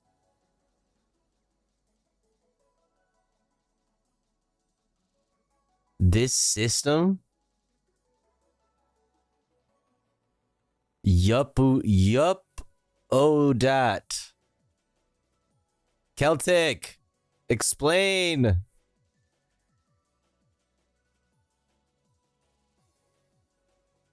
Celtic. Wake up, Celtic. We are Youth Work Ireland, Mullingar, and this is our song for Rhyme Island. Yeah, whoa. Celtic, wake up. Celtic, wake up. Yeah, Celtic, wake up. Whoa. And the fiends, if there's something happening, we jump on the scene. Got a diamond ring. Okay. Golden, got more swag than Joe Dolan. Give me that mic and I will get loud. I am a traveler and I'm proud. Yeah. My family here in this place, and all my mates, we got what it takes To run this town, to rock these stages. Down at the club, not outside getting chases. Chilling with my friends, playing tunes, playing pool. Shoot a few moves every day after school. Yeah. Mullingar crew, you're bada. We be up around town, we love where we at. It's the Mullingar crew, you're bada. We be up around town, we love where we at. Because the Peta's making playlists and sharing them? Okay, yeah. Let's start it. I get, yeah, that makes sense. Just to make it as difficult as possible to like, yeah, no, I get it. Just to make it as difficult as possible to access the kids' content. Yeah. You gotta, yeah. I feel that. The Spark, Cabin Crew. Oh, shit.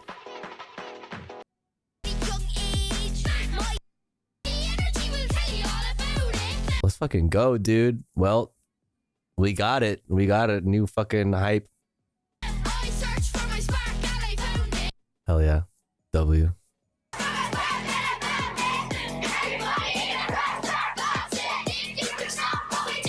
I doubt it. Wow. Holy crap. Again, like the production, the group vocals, the flows, the group chemistry. Really good. From bar to bar, trading off verses, couplets. These Irish kids, again, are putting a lot of adult music producers and rappers and artists to shame. Yo. They're certainly putting the children from the rest of the world to shame as well, developing this banger here that they did. Yeah, the children of the world have been awfully silent after this song dropped. That's right. Where are you at, American kids? Fucking cowards. I mean, I Fuck. don't hear any American groups of kids making bangers That's on this right. level right now. It's No, where's Kids Bop at? Fucking dude. L Kids Bop, bro. actually kind of depressing. Like literally right now, the U.S. of fucking A is losing. That's the right. Adolescent banger arms race. And Holy you know what? Not to shit. sound hokey and stupid over here, because I do think there is something to this point that I'm about to make. But like right now, America doesn't even deserve a government-funded children's banger. What does Adonis have to say? You just wait. Once Adonis is a little bit older, ooh, it's so fucking over. It's so Dollars are fucking going to right over. now. It's disgusting. Meanwhile, Yo, I heard that fucking song, dude. My mans. You know the song. That shit, listen.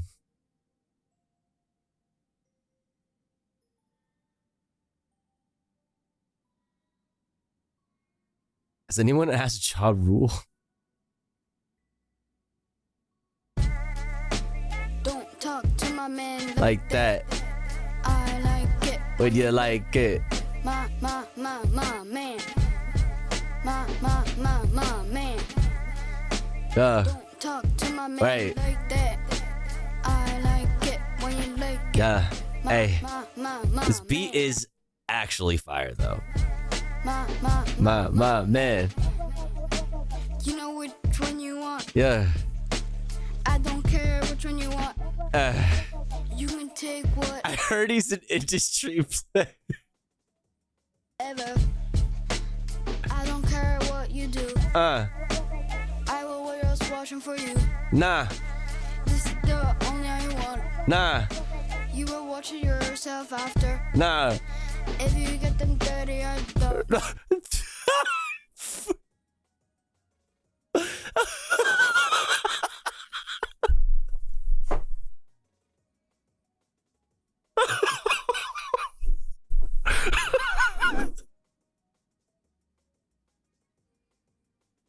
Bro, chill, dog. It's a child. It's a child. That's a child. Don't talk to my man like that. I like it when you like it. My man. My man. Don't talk to my man like that. I like it when you like it. My man. When we're going to go play, we just have to work harder. We have to shoot better. We have to play better. Right. Get your energy up. If he's taking the ball that way, but he's tricking you, just go that way and trick him. Your body has Right. to reflex the dunks, and then the dunks have to reflex your body. Right.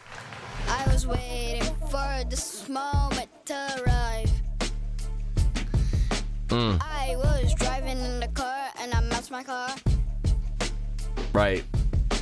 I was playing on my iPad and I broke my iPad. I'm going to my house.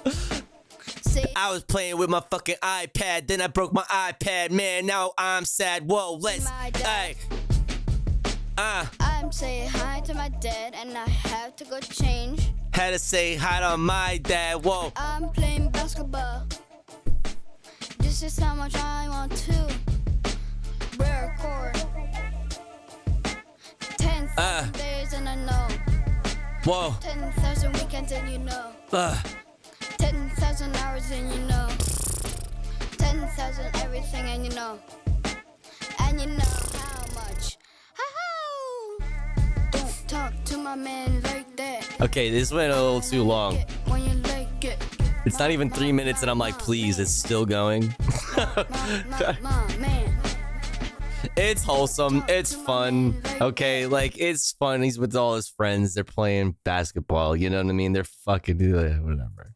Ireland, based don't talk to my man like that, is all like, hey, we most definitely recognize Palestine's legitimacy as a country. Oh, and you know what? Casually on the side, we're just going to drop one of the biggest bangers of the year and not even like give you guys any heads up about it. We're just going to do it. That's the kind of talent focus and moral clarity this bankrupt dumpster fire of a country needs right now, and we just don't have it. Sucks, but it's true. So amen to these kids. Yo, that Amen hurt. to Rhyme Island. I truly Yo, hope that the cut spark deep. is not the last we hear of this group, because if this is how they're kicking things off, the music industry is about to be in for a reset.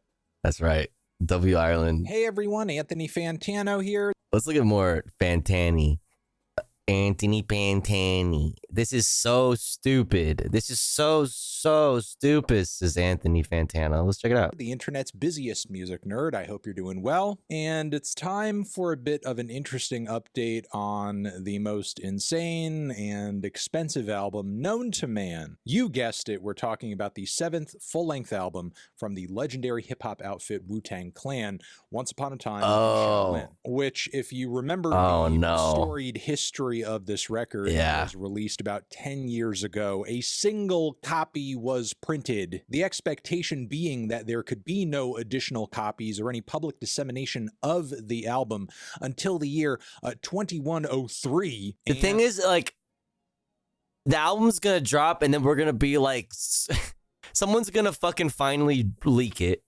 And then we're going to hear it and we're going to be like, it wasn't even that good anyway, or something. You know what I mean? Like, I don't know, man. It's so stupid. Like, one could predict. Latest vid about Taylor. I have it on that's coming up next. We'll watch it. Due to the decision to release the album in this fashion. We've done content on this channel before about what happened to the record immediately after it was sold. Pretty much ended up in the filthy, grimy paws of widely hated pharma bro Martin Shkreli. Then eventually, after his troubles with the law landed him in jail, the record was in the hands of the Department of Justice. Like, what a fucking weird. All of this is so pointless and dumb. Since then, it has been sold off to some crypto bros and NFT people. Like, nobody else has it. Like, RZA doesn't have the masters. Nobody else has, like, somebody has it. You guys recorded it. Who's got the fucking files, man? Who has the fucking Pro Tools fucking project? Like, come on, dog. Like, just leak it. Fuck that. Fuck Martin Shkreli. I would just leak it. If I was RZA, if I was fucking Ghostface Killah, that's crazy. I would just leak that shit. By the name of Pleaser DAO, Pleasure DAO, Pleaser DAO. Either way, since the album was sold off to them, news and information on this album has pretty much been quiet. Things have really just been kind of laying dormant until now, because this NFT group has recently been super active on Twitter, posting about the record, and they've released a new manifesto and plan for it. They released a super dramatic and well-edited trailer for the album and this plan over here, which you can see. It comes along with the tweet, "The world's most expensive album is available for $1. Enter the chamber and secure a copy. 2103 will come faster than you think." There have since been what, bro? Many other posts and announcements, but most That's notably this manifesto. Oh no. Here. 10 years ago, Wu-Tang Clan released an album unlike any other. In a statement against piracy and the devaluation of music, they created one copy of Once Upon a Time in Shaolin, seeking to bring value back to music. The plan worked. It became the most expensive album ever, sold twice over. However, the cost was limiting the listening to a single owner until the year 2103. In 2024, there is a bold new plan. We literally just need, dude. We literally just need like government, like we need subsidies for the arts. We need to fucking do something about like these gigantic record labels. You know what I mean? Like there's some serious, there's definitely some breaking up of these labels that can be done. Like we're doing all the wrong things. You're trying to create value where like the problem is capitalism. The value, like the subjective value that people place in art doesn't go up or down like at all, like that, like because of any of this. It's the monetary value. The problem is that artists rely on their art in order to live. It's like doing this, making more more capitalism. We're doing capitalism inside of a capitalism in order to address the issues of capitalism is so fucking stupid. God. Pleaser has digitized and encrypted the album, enabling anyone to become an owner for $1. Each purchase brings the original date for the album release forward by 88 seconds. We ask a simple question: are we willing to pay artists in the digital age? The saga continues, motherfuckers. There is, in fact, a clock for the album now. As well, there's actually a leaderboard on the website, too, talking about the thousands of people who have put in money for this record. There are some platforms reporting on this, talking about like the perfect example. Yeah, Little Bear. Like the perfect example is Martin Shkreli. Is Martin Shkreli a fucking Wu-Tang fan? Did Martin Shkreli grow up fucking listening to Wu-Tang Clan? Like, fuck off. Like all these people putting investing in the Wu-Tang Clan album. Don't listen to the Wu-Tang Clan. They don't care. They want to make money. It's just like, this is all wrong. You're all doing this wrong. How, again, $1 brings down the clock by 88 seconds in order to completely clear out the clock. The money collected needs to total up to $28 million, which Pleaser over here claims on Twitter that the money is going to be split among all the artists involved in the project. I mean, we have also talked quite a bit about NFTs generally and how they haven't necessarily had like the best go of it in the art scene, with all sorts of scams and rug pulls and whatnot. Even like literally figuring if you have the means to, if you are a big artist, like if I was Taylor Swift, okay, if I was fucking Taylor Swift, like I would be putting all of that fucking money and influence into increasing access to physical media. If you're worried about streaming services devaluing money, then we need to like retake the physical media market. We need to get back into physical media. We do. And you need to, if you have the means to, you need to be able to produce it on your own without the need of a fucking record label. The problem is all of these middlemen that we allow to exist, that put themselves in between the creator and the consumer. If I was fucking Taylor Swift, an essay from Tofu. Pleasure Dow currently on their This Twitter. tweet is fire.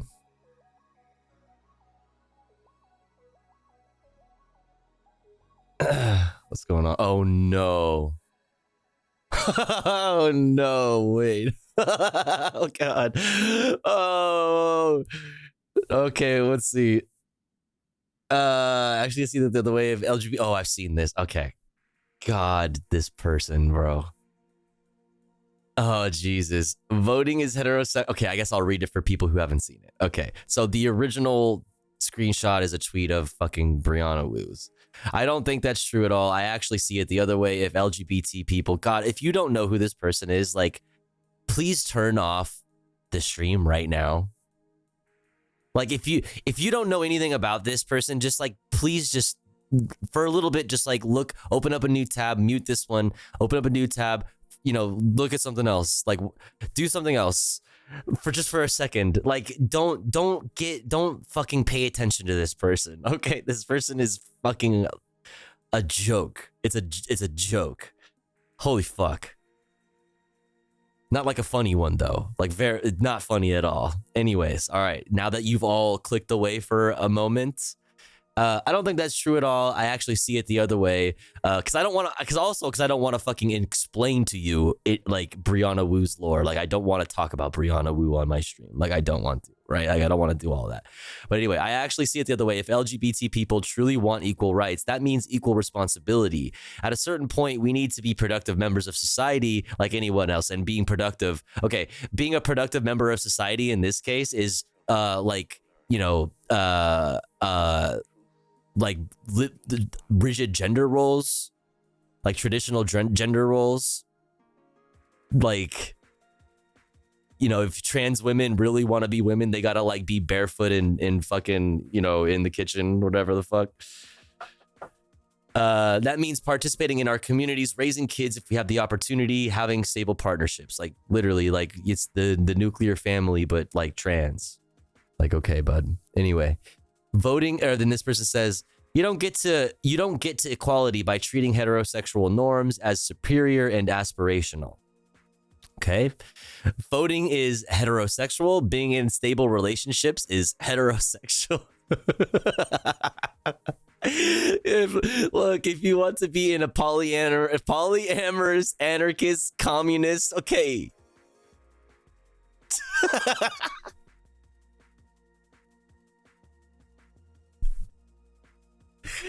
Look, if you want to be in a polyamorous, anarchist, communist, sex cult forever, have a party. But my vision for queer liberation doesn't just involve civil rights, it's civil responsibility. Like, this person constantly just wants to talk about a civil responsibility and policy, but truly believes in nothing and has no policy to offer you. This person is a fucking through and through a fucking sham. It's disgusting. This person constantly wants to talk about civil responsibility and policy. I'm all about policy. This person is completely unserious. She just loves getting piled on. Like she does this, like she throws these tweets out there knowing that they're gonna get this kind of reaction, and that's what she fucking lives off. She lives off that shit. The fact that she still claims to be a leftist, every time I hear her talk or I see her tweet, it's you know it's bad when people that are similar in this specific way are also distancing themselves from you and also talk shit about you. When you're the type of person that wants to be on the left, right, but also constantly wants to talk about how everyone on the left isn't doing it right, and how, like, you know, like I'm actually not like them. Like, I am a lefty, but I'm not like these other lefties.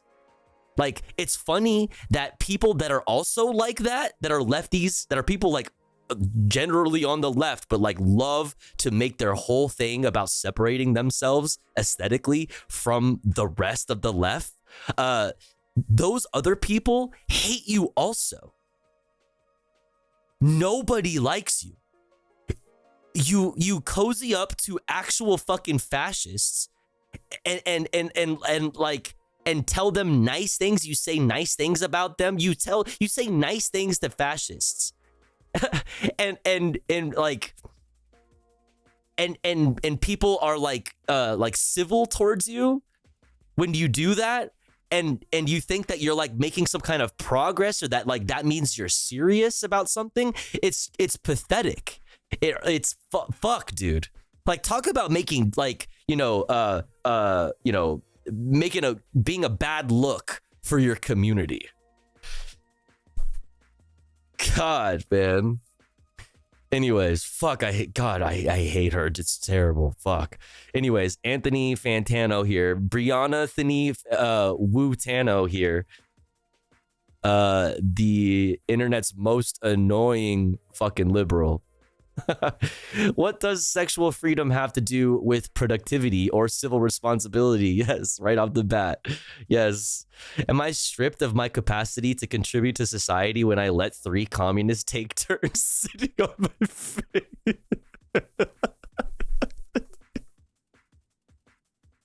Like, unironically, yes, because of the aesthetics.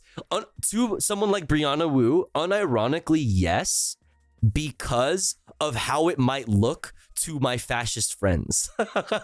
Because my fascist friends might not be, down with that. And we need to get them, we need to bridge the gap. And you allowing 3 communists to sit on your face one after the other is not, it's scaring away my fascist friends. And, like, literally, that's, I'm not, like, that's... That literally, the answer is no, because the demographics of people we perceive as being civilly responsible are always up to some sexual debauchery. Sex clubs and swingers parties are packed with white people, straight people, middle-class people, aging Gen Xers, and bored normies desperately looking for a way to shake their lives up. Being a prude doesn't make you a more effective member of society. It just makes you boring. Yeah. I am very civilly responsible. Hello, Alex. Oh shit, she responded. Wait, she didn't even respond to Anthony. She responded to somebody else who responded to Anthony. Somebody said, man, I don't even think Brianna cares anymore. She's dropping the "why I left the left" tweet any day now. I am not leaving the left. I am leaving the moralistic nut jobs. There you go. It's like, I am not like, listen, I'm not like the rest of these lefties. They're all crazy, right?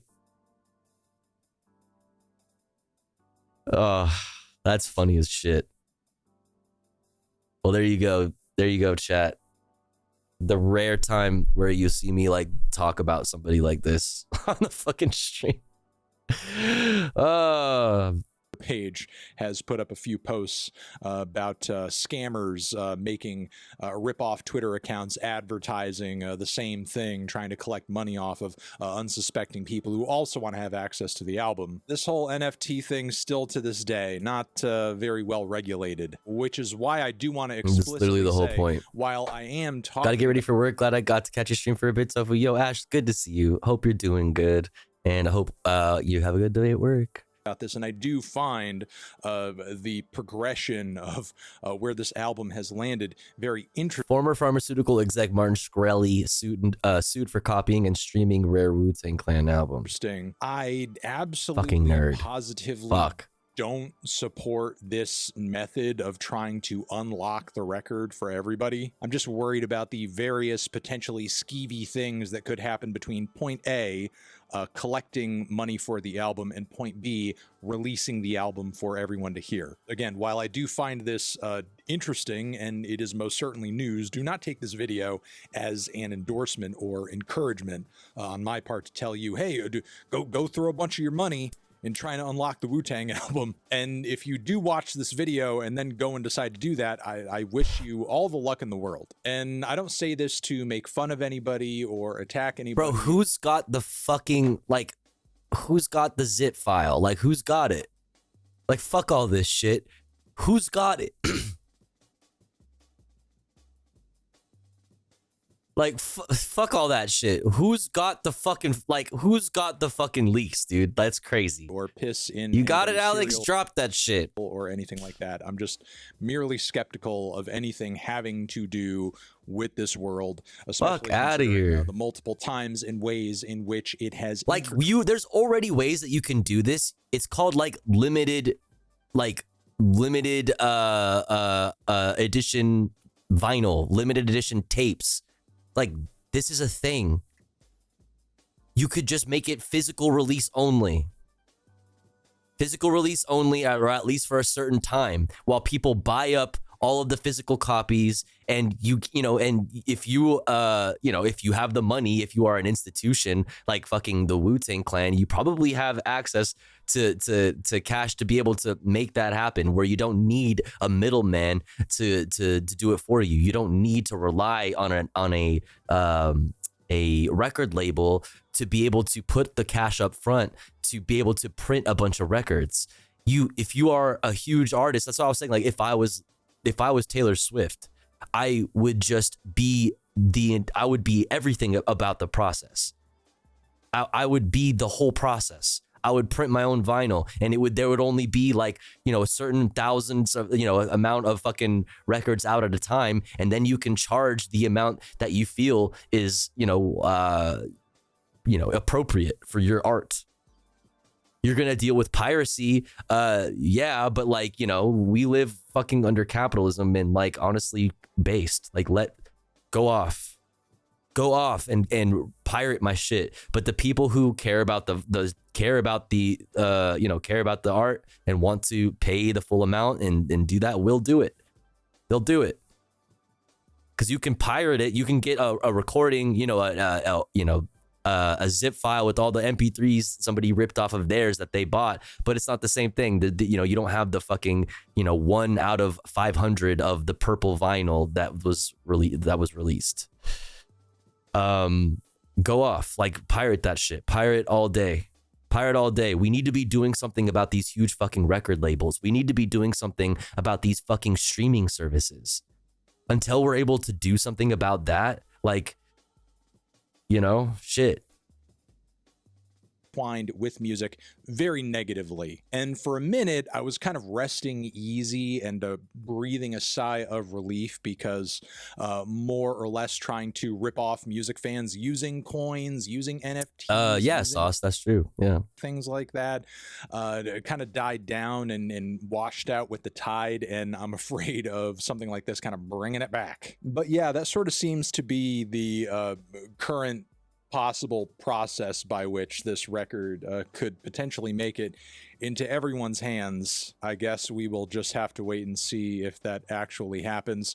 I want to kind of close up this video talking about the intentions behind this record and the lessons that have been kind of learned in the process of this. Because while, yes, it is very valid for Wu-Tang to be kind of pissed off. Metallica? Is there a Metallica, like, skins or some shit? Wait, what the fuck's though? Do I need to fucking boot up Fortnite? Lowering value of music due to piracy, due to the music streaming era, seems it's getting harder and harder and harder than ever. The whole thing, really? Off of your actual music, and devising a sort of album release that would actually get the artists paid for real. In concept, it's most definitely a commendable effort. Like, I can't really knock the intentions behind what RZA and company were doing on this one, but putting out the record in this way, I feel like has come along with a lot of other much worse lessons. The cautionary tale behind this album has much less now to do with whether or not artists should get paid, and more to do with our culture collectively as a society being so easily purchased and bought up and exploited by the richest and most greedy and most opportunistic around us. Because now the record is being owned and exploited and used by people that don't even really give a fuck about it. Exactly. That's what I say. Like Martin Shkreli in the beginning, like we're talking, like, is Martin Shkreli Wu-Tang Clan's biggest fan? Like, really? Fuck off, dude. All these fucking NFT nerds buying in on this fucking album don't give a shit, dude. It's just an ape. You know what I mean? The Wu-Tang fucking W is just an ape. Martin Shkreli. And while now it's kind of hard to make the same sort of assessments of this new NFT group as we have. What is this? All released material? No way. It's probably scuffed though, right? All released material from the unreleased Wu-Tang Clan? Yeah, it's scuffed.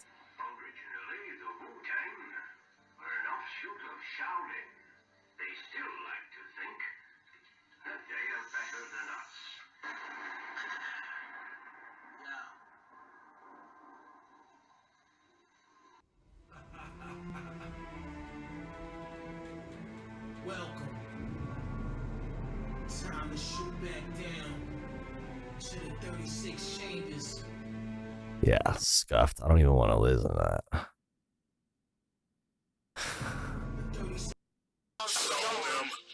You wet your soul ass nigga, motherfucker. Hey, yo, slow that nigga. Don't slow that nigga. This roll, this round, keep throwing that nigga. Yeah, I mean, that's whatever. Fuck. Still, there is a level of weird exploitation going on here, using the record as an opportunity to draw attention to their brand, to their site. As a result of that, the conversation ends up being less. Yeah, Sync to the Beat. I think it was something like that. Yeah.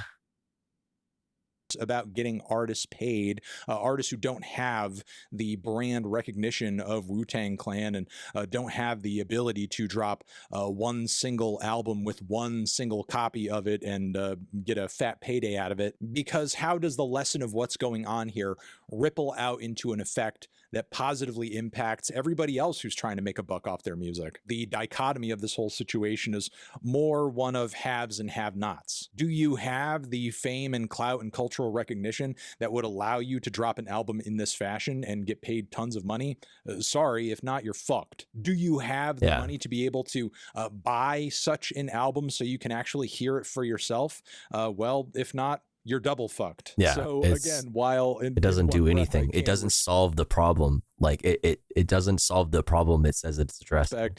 The intentions under which this record was released, and obviously back in 2013, RZA and company could not foresee this whole NFT thing. Like, that obviously happened pretty far down the road. It's just kind of funny, sad, and unfortunate that things have wound up in the spot that they are. And I think for now I'm going to leave it there. Yeah, Anthony Fantano, Wu-Tang Clan, NFTs.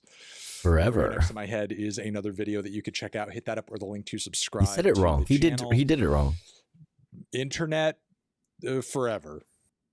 Okay. Hey everyone. All right, let's watch this one. Fantano here. The internet's busy. Taylor Swift is petty.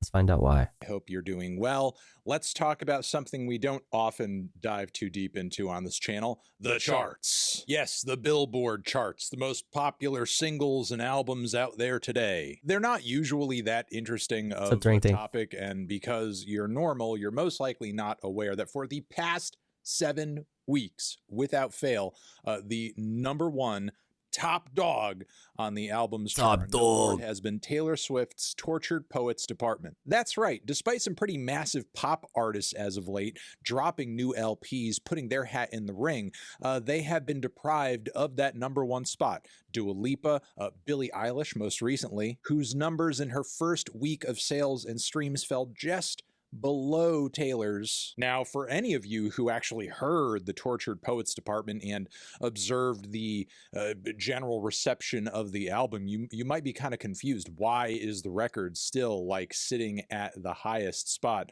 on the Billboard right now? I mean, obviously the record is still seeing a lot of streams and a lot of purchases, but this whole thing isn't exactly happening organically, let's say. In the weeks since this it's such a bad fucking album, Taylor dude. Swift, there's some of those little moments. I remember when it came out. I remember like being in your chat and talking about it.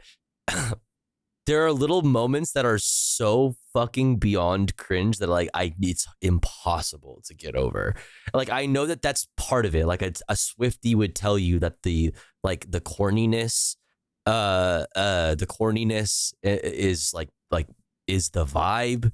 It's supposed to be like that, which I think is like maybe a little bit of cope.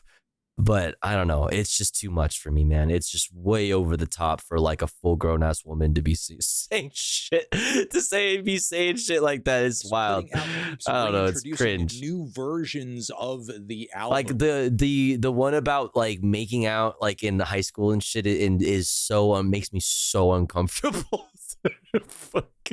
Of course, you've got CD, you've got cassette, you've got different vinyl variants, different track lists being featured among some of these. There are actually new digital versions of. Yeah, she's always been corny, but it's also terribly produced and very, very boring. I agree. The coolest, I mean, like I can appreciate something for what it is, right? Like a pop song for its pop song purposes. Like, you know, like I can understand how something could be widely appreciated because of its accessibility and all of these things. She did a whole album with the songwriters, like the members of The National, which is a band that I really like, and that's probably her best shit. Because it's like, there's like real songwriters. I mean, I don't know, not that there's not real quote unquote songwriters on any of her other pop songs, but it's like, it's not poppy. It's more like heady and whatever, like intimate, personal, whatever, vibey, I guess. So there's like things that I can appreciate on that way more. I don't know. It's just generally Taylor Swift's vibe is not for me. I can appreciate pop songs, and there's even pop songs that I like really, really genuinely love. It's never. Yeah, I don't know. But like I said, I can see how it makes sense to me that it's widely enjoyed. Because it is so accessible and corporate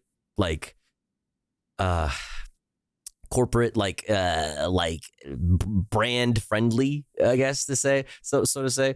I do like some of Taylor's music. Reputation was a great album, but her latest album is blatant cash grab. You think it's a cash grab? Damn. Album that have been introduced to, which features... I mean, a lot of cash has been made, especially with all the publicity. Like phone draft memo versions of songs from the album. And let me not also neglect to mention, you had the standard edition of the album and the anthology that added an entire record's worth of material on top of it to start. So look, don't get me wrong here. Taylor Swift, by all means, had a very well engineered and planned out album rollout to start for the Tortured Poets department. And the music industry and streaming platforms have all the incentive in the world to push a record like this as much as possible, because her stuff typically is so listenable, so digestible. But make no mistake, with these new versions and with these constant reintroductions of the record, Taylor Swift is fighting tooth and nail to stay at this #1 spot with this album. As excessive as this may seem to any non-fan of Taylor Swift, or maybe any person that doesn't really follow the pop side of the music industry that closely, what Taylor's doing here isn't all that egregious. Unfortunately, every year it kind of becomes more and more the standard. And artists have been pushing for ways to kind of inflate their album sales for quite a while now. I mean, at one point, it was kind of the whole bundles thing with tickets and other stuff, and then Billboard kind of put the kibosh on that. These days, it seems to be taking more this Imagine Taylor Swift is the third member of Cannibal Ox. That's so cursed. That is the most cursed.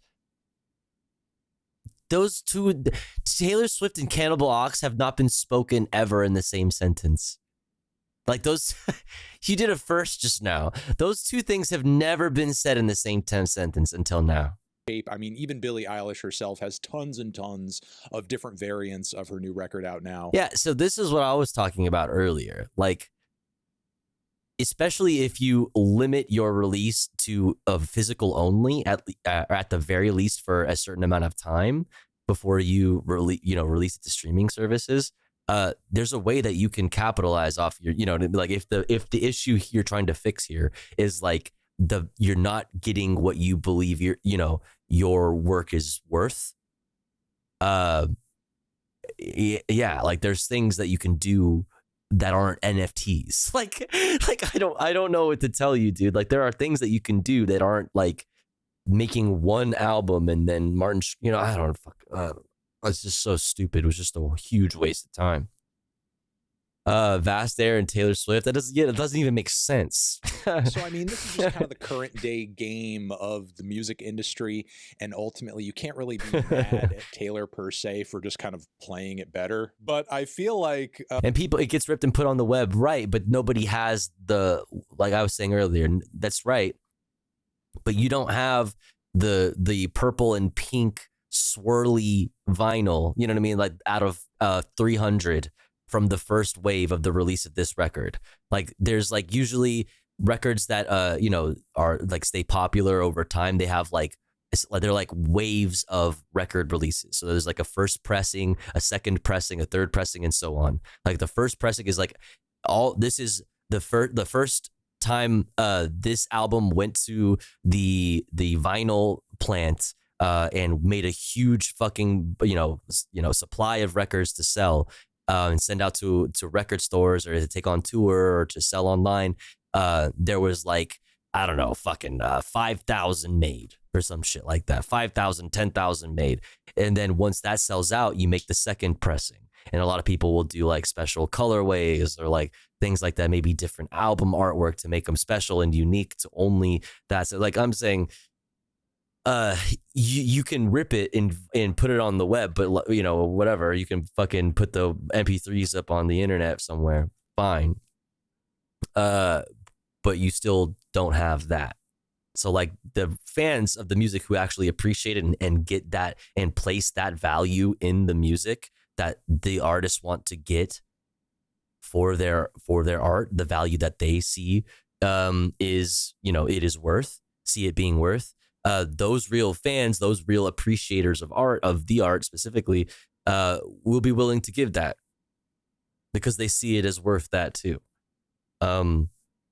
It's really marginal. Like when you really think like the amount of people that would be, you know, doing that. Like also as an artist, it's based to let people to let people pirate your music because you're already getting shit anyway. All right, let them fucking pirate your music. Like the thing is, like I said, people find value in it. The people who do find value in it and have the means to give you, you know, to give you what you think it's worth, they will do it. They will do it.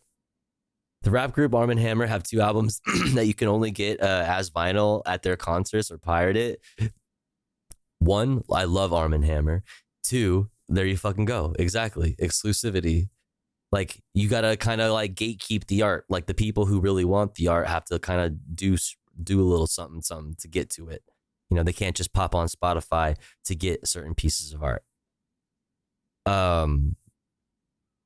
Yeah, and even then, like people aren't really like the only people who are have a bunch of like MP3 files on a hard drive or on their computer and listen to music digitally like that, like have a digital music collection. Those people are like on Bandcamp where they are paying money for digital copies of things that they are able to use on all of their devices. Like, you know, like there's nobody actually has like a collection of MP3s on their computer anymore. If you listen to music nowadays, you listen to music on Apple Music, Spotify, maybe Tidal, but it's mostly Spotify and Apple Music. That's it. If you're older, like there's Pandora and like things like that. I mean, I don't know, but like that's really it. It's mostly Amazon. Okay, maybe some people use Amazon Music, YouTube Music. It's all okay. It's all the same. That's my point. But Tofu, I have a collection of MP3 music on my computer, and Spotify can read it. I know. That's what I'm saying. But you're not the majority of people. You're not the majority of people, and people like you who do have a collection of MP3 music on your computer are willing to go to places like Bandcamp and spend money on MP3s. Yeah, like if you're a Winamp user and things like that, like that's dope. That's based, and like shouts out to you for doing that.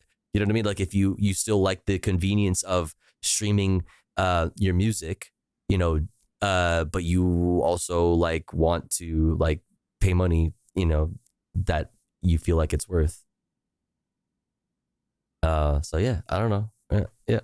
What she did most recently kind of takes the cake a little bit and seems like very obviously kind of petty, because if you guys were aware, one of the biggest and most recent pop records to drop this past week was Charlie XCX's Brat. Hopefully at this point, nobody in the comments needs Charlie XCX's existence and popularity and music style explained to them. You should know this by now. Yo, in the band, thank you so much for the raid. I hope you had a good stream. Brat Summer, I really gotta listen to the rest of it. I've only heard a couple songs, and I would almost even say it was kind of in passing because it was like during our our DJ weekend music streams. I need to like just, you know, on my own, like on a drive or something, or even when I'm like doing chores around the house, just like put the album on and just listen to it front to back. The couple songs that I've heard are bangers though. They're slappers. Shouts out in a band. Everybody go follow. Thanks for the raid. Welcome in. Brat is so good. Holy. The thing is, like, I've heard so many varying like reviews. Like you know, obviously fucking, you know, Brat Tano here gave it a 10 out of 10. I know a lot of people that have said that it's a banger. It's really good. But I've also know a few people who said it's like not that good.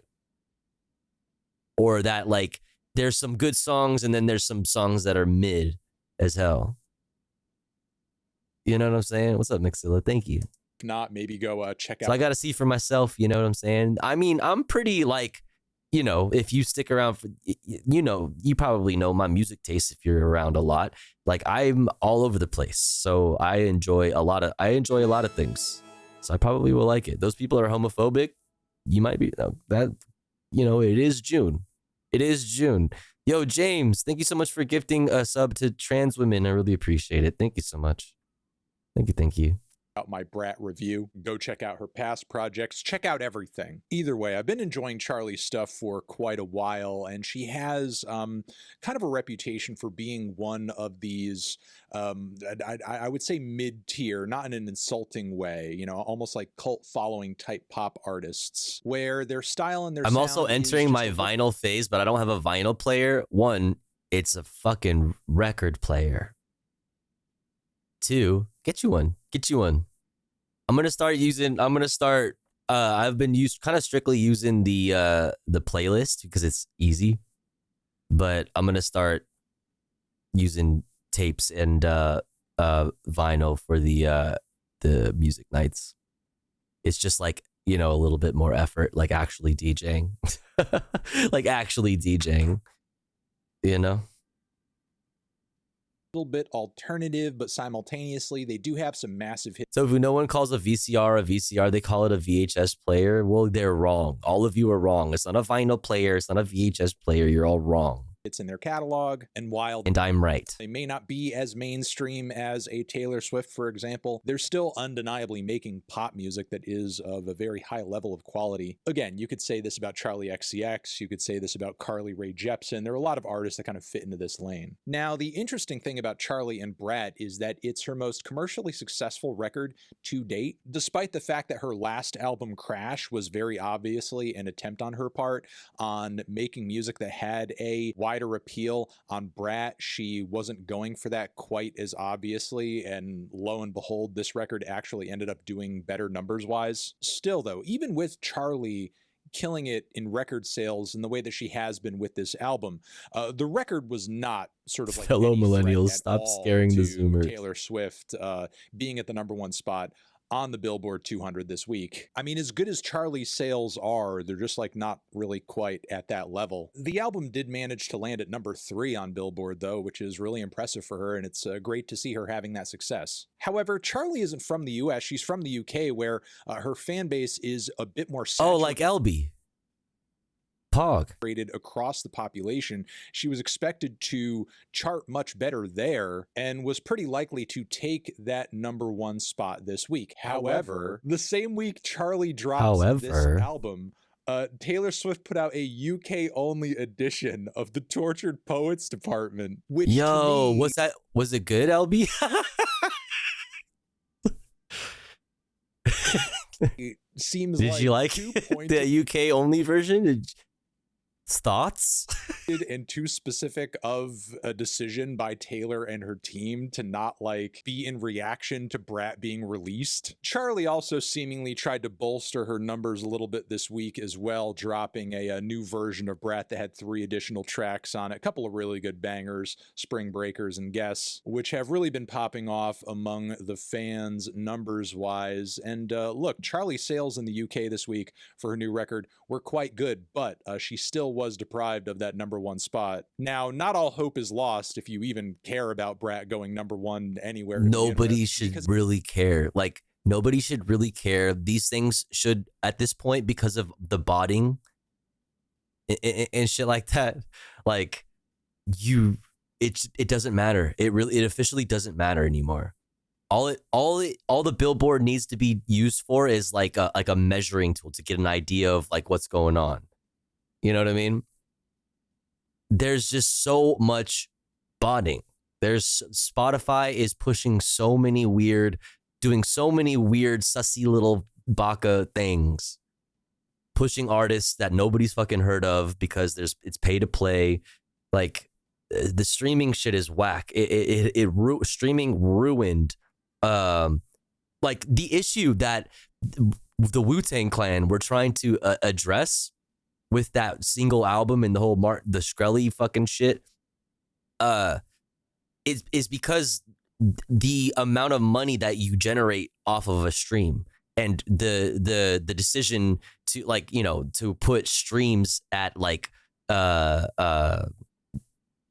a like the stream into like what's the term here, like the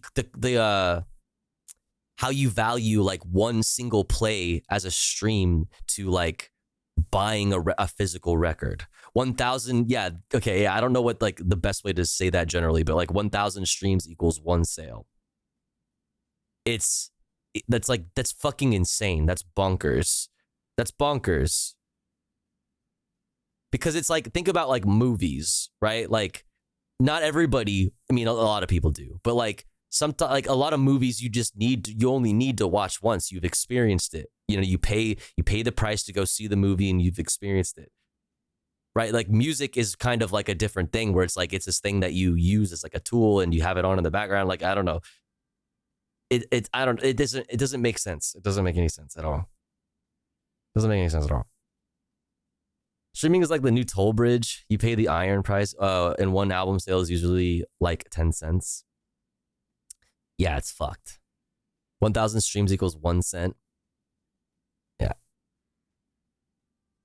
Yeah. I just got tickets to go see the original Matrix in my local cinema. Ooh, that's cool. It seems like the fans are really enjoying the album, that a lot of tracks on it are staying in constant rotation. The record's numbers could hold strong for another. So like I said, the problem is record labels. One, huge record labels, the gigantic fucking mega corporation fucking record labels. Two, the fucking streaming services. Gigantic mega corporation fucking streaming services. The problem is the CEO of Spotify got paid out like a fucking gajillion dollars and nobody makes jack shit off their Spotify streams. Like we don't value it. Like the monetary value doesn't add up to how we actually value music and art. So it's like music over time slowly, gradually becomes way more corporate because over time the music that is able to really like has the ability to go like worldwide, you know, has a ton of fucking money behind it, because that's the only fucking way to. Couple of weeks, and maybe Charlie will get it toward the end of this month, something like that. If she gets it, if she doesn't get it, ultimately it doesn't matter because she made an incredible record. It's going to be a pop record that will be defined. Dear artists, release your shit for free. Fuck labels. I mean, release your shit for what you think it's worth. And if people pirate it, be stoked that they like your music enough to pirate it. You know, like we still live under capitalism, right? If people have the means to, and they if people have the means to, and they value the art, they will give you money for it, whether it's an MP3 or a physical copy or whatever. The people that are like passively consuming music are not going to like really pirate your shit. The people who are passively consuming music are streaming music. They're playing the top 40 playlist, like they're letting Spotify curate their music playlist, you know, their music tastes, you know, like they're not going out of their way to get copies of MP3s, you know, and you know, in a zip file, and then you know they're not doing that. Like I said, the people who are collecting MP3s on their computer are the people who are using Bandcamp and are willing to pay a certain amount of money that the artist decides it's worth. You know what I'm saying? If you become a recording artist for money, fuck you. I hope you go broke. Do you think that that an artist should be able to live and be an artist? The problem there is capitalism. The problem there is not people going into art for money. The people make art and need money to live. That's a crazy thing to say. That's an absolute insane thing to say. We live under capitalism. Like, what? If you're an artist, like, so you don't like art then because you don't want artists to live. Like, what?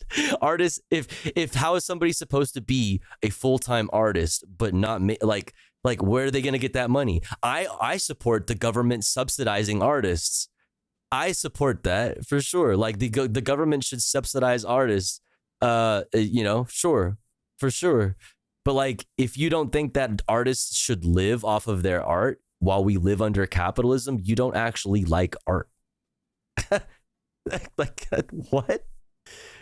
Defining the aesthetics of the genre for a minute and really kind of setting the standard for club music generally. And that's the kind of impact and influence you can't really force. But yeah, ultimately, while I guess Taylor Swift is entitled to release as many versions of her album as she wants, wherever she wants, these moves just continually reek of desperation on her part. A total lack of shame too, as she seems to just not be pumping the brakes at all on shoving this record down everyone's throat. A record that many believe to have some of her weakest and most obnoxious songwriting to date, not to mention completely stale production from Jack Antonoff too. But there you have it, ladies and gentlemen. You can in fact keep mid at the #1 spot as long as you have a rabid fan base willing to consume it over and over and over and over again and purchase and repurchase every single time you put out new iterations of it. Oh, and you also need someone petty enough to see other artists in the music industry as their competition and then to be strategically trying to prevent those artists. Yeah, I don't like art. You literally said you don't value it. Like, that's a crazy take. That's like the worst take I've heard from you, Mexilla. That's crazy. Like, you literally just said you don't value it. In your own words, you said you don't value it. Like, it says it right here. Like, yes, fuck labels, but like, that's not what this means. Like, that's not what, like, if you become a recording artist for money, fuck you. I hope you go broke. Like, you live under capitalism. There's zero material analysis in what you just said. Like, there's like any shine off of their new records too. How does that inform me feminism? And I think we can leave it there. Damn. You're next to my head. Like, it's like saying like, if you get into streaming for money, I hope you go broke. Like I live under capitalism. I can't just do this for like full time for fun. You know what I'm saying? Like, I have to do this for money. That's why, people give subs if they feel like they like value what I'm doing. And that's how I'm able to pay my rent and do this full time and not work at a job that makes me want to fucking back out of the lobby every single day. Like, I don't work at a job where I pull up to the parking lot and sit and cry for 15 minutes before I walk in to the job that, it took me an hour to get there in traffic, like, that's like, you know what I'm saying? Like, I live, like, that's crazy. If I'm going to be an artist full time, I have to make money off my music. Like, if I'm going to be an artist, I have to make money off my music. Otherwise, I'm not an artist full time. I would have to be splitting my time between making art and doing something else. Like, that's crazy. That's literally the exact same thing as saying, like, I think like that if somebody does streaming for money, they should just go broke. Like, it's the same thing. This is my creative expression here. If you get into making art for money, you should go broke. Like, everybody gets into everything they do for money because we all have to live. We all have to make money. There's zero material analysis in what you're saying. It's so bonkers. That's crazy. That's the worst take I've heard from you, Maxilla. Man, damn, bummer. That's crazy. Oh, we live under capitalism. Someday, maybe, I don't know. We live under capitalism. Like, what the fuck? Yeah. This is not going on the fridge. No, it won't.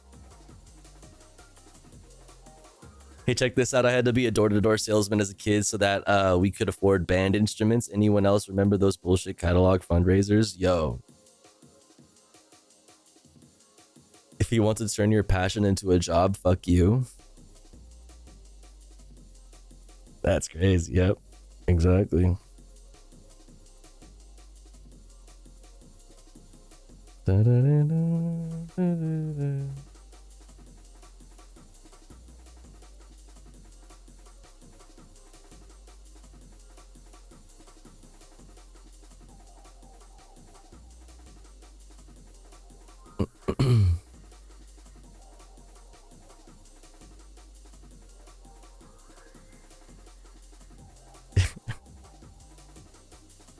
That's not a nuanced take. That's literally just so capitalism exists. That's so funny. So capitalism exists. That's crazy. Yeah, that's me not having nuance. Like, so capitalism exists. God, like, respectfully, like, it's okay. It's okay. Everybody's allowed some bad takes. It's okay. It's not a big deal. You know what I mean? You don't need to make it a thing. All right. You don't need to make it a thing. It's okay. It happens. It's all right. I'm not perfect. Nobody's perfect. No, it's okay. It's all right.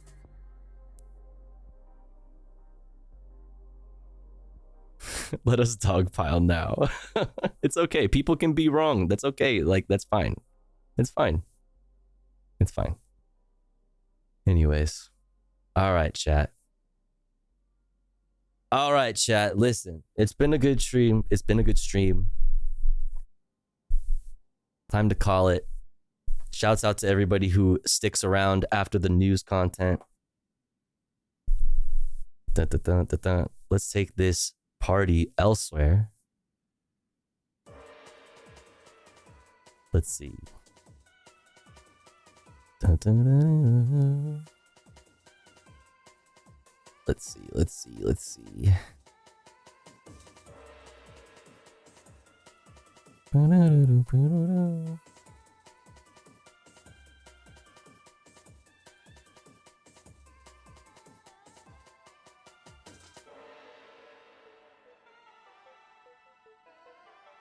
All right, let's go. Let's see. Where have we been in a while?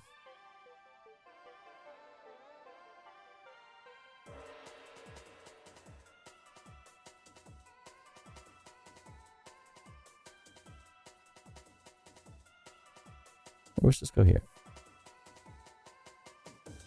Okay. All right, everyone. Thanks for hanging. Much love to you all. I hope you enjoyed your time here, because I enjoyed your company. Let's go say hi to Little Bear. All right. Remember to go follow all my socials. Go join the Discord to get notifications for when I go live and to keep up with the community outside of stream. Any last minute gifters? Any last minute tippers? Mod check pausers didn't quite hit the sub goal today. Mod check pausers? Total pausers? Say hi to LB. Bye everyone. Much love. My brain is fried tonight, I'm not gonna lie. See you guys. Take your meds. Drink some water. That's what I need to do right now. That's what I need to do right now. Drink some water. Make sure you're hydrated. Yo, Bill Boneless, thank you so much for gifting to Euphemisticism. I appreciate it. Thank you so much. Thank you. Very kind. Yo, Crash Test Zombie, thank you so much. Thank you. All right, everyone. See you guys later. Be kind to yourself. Be kind to others. Don't be a dick. But also, don't be a pussy. Much love. Bye-bye.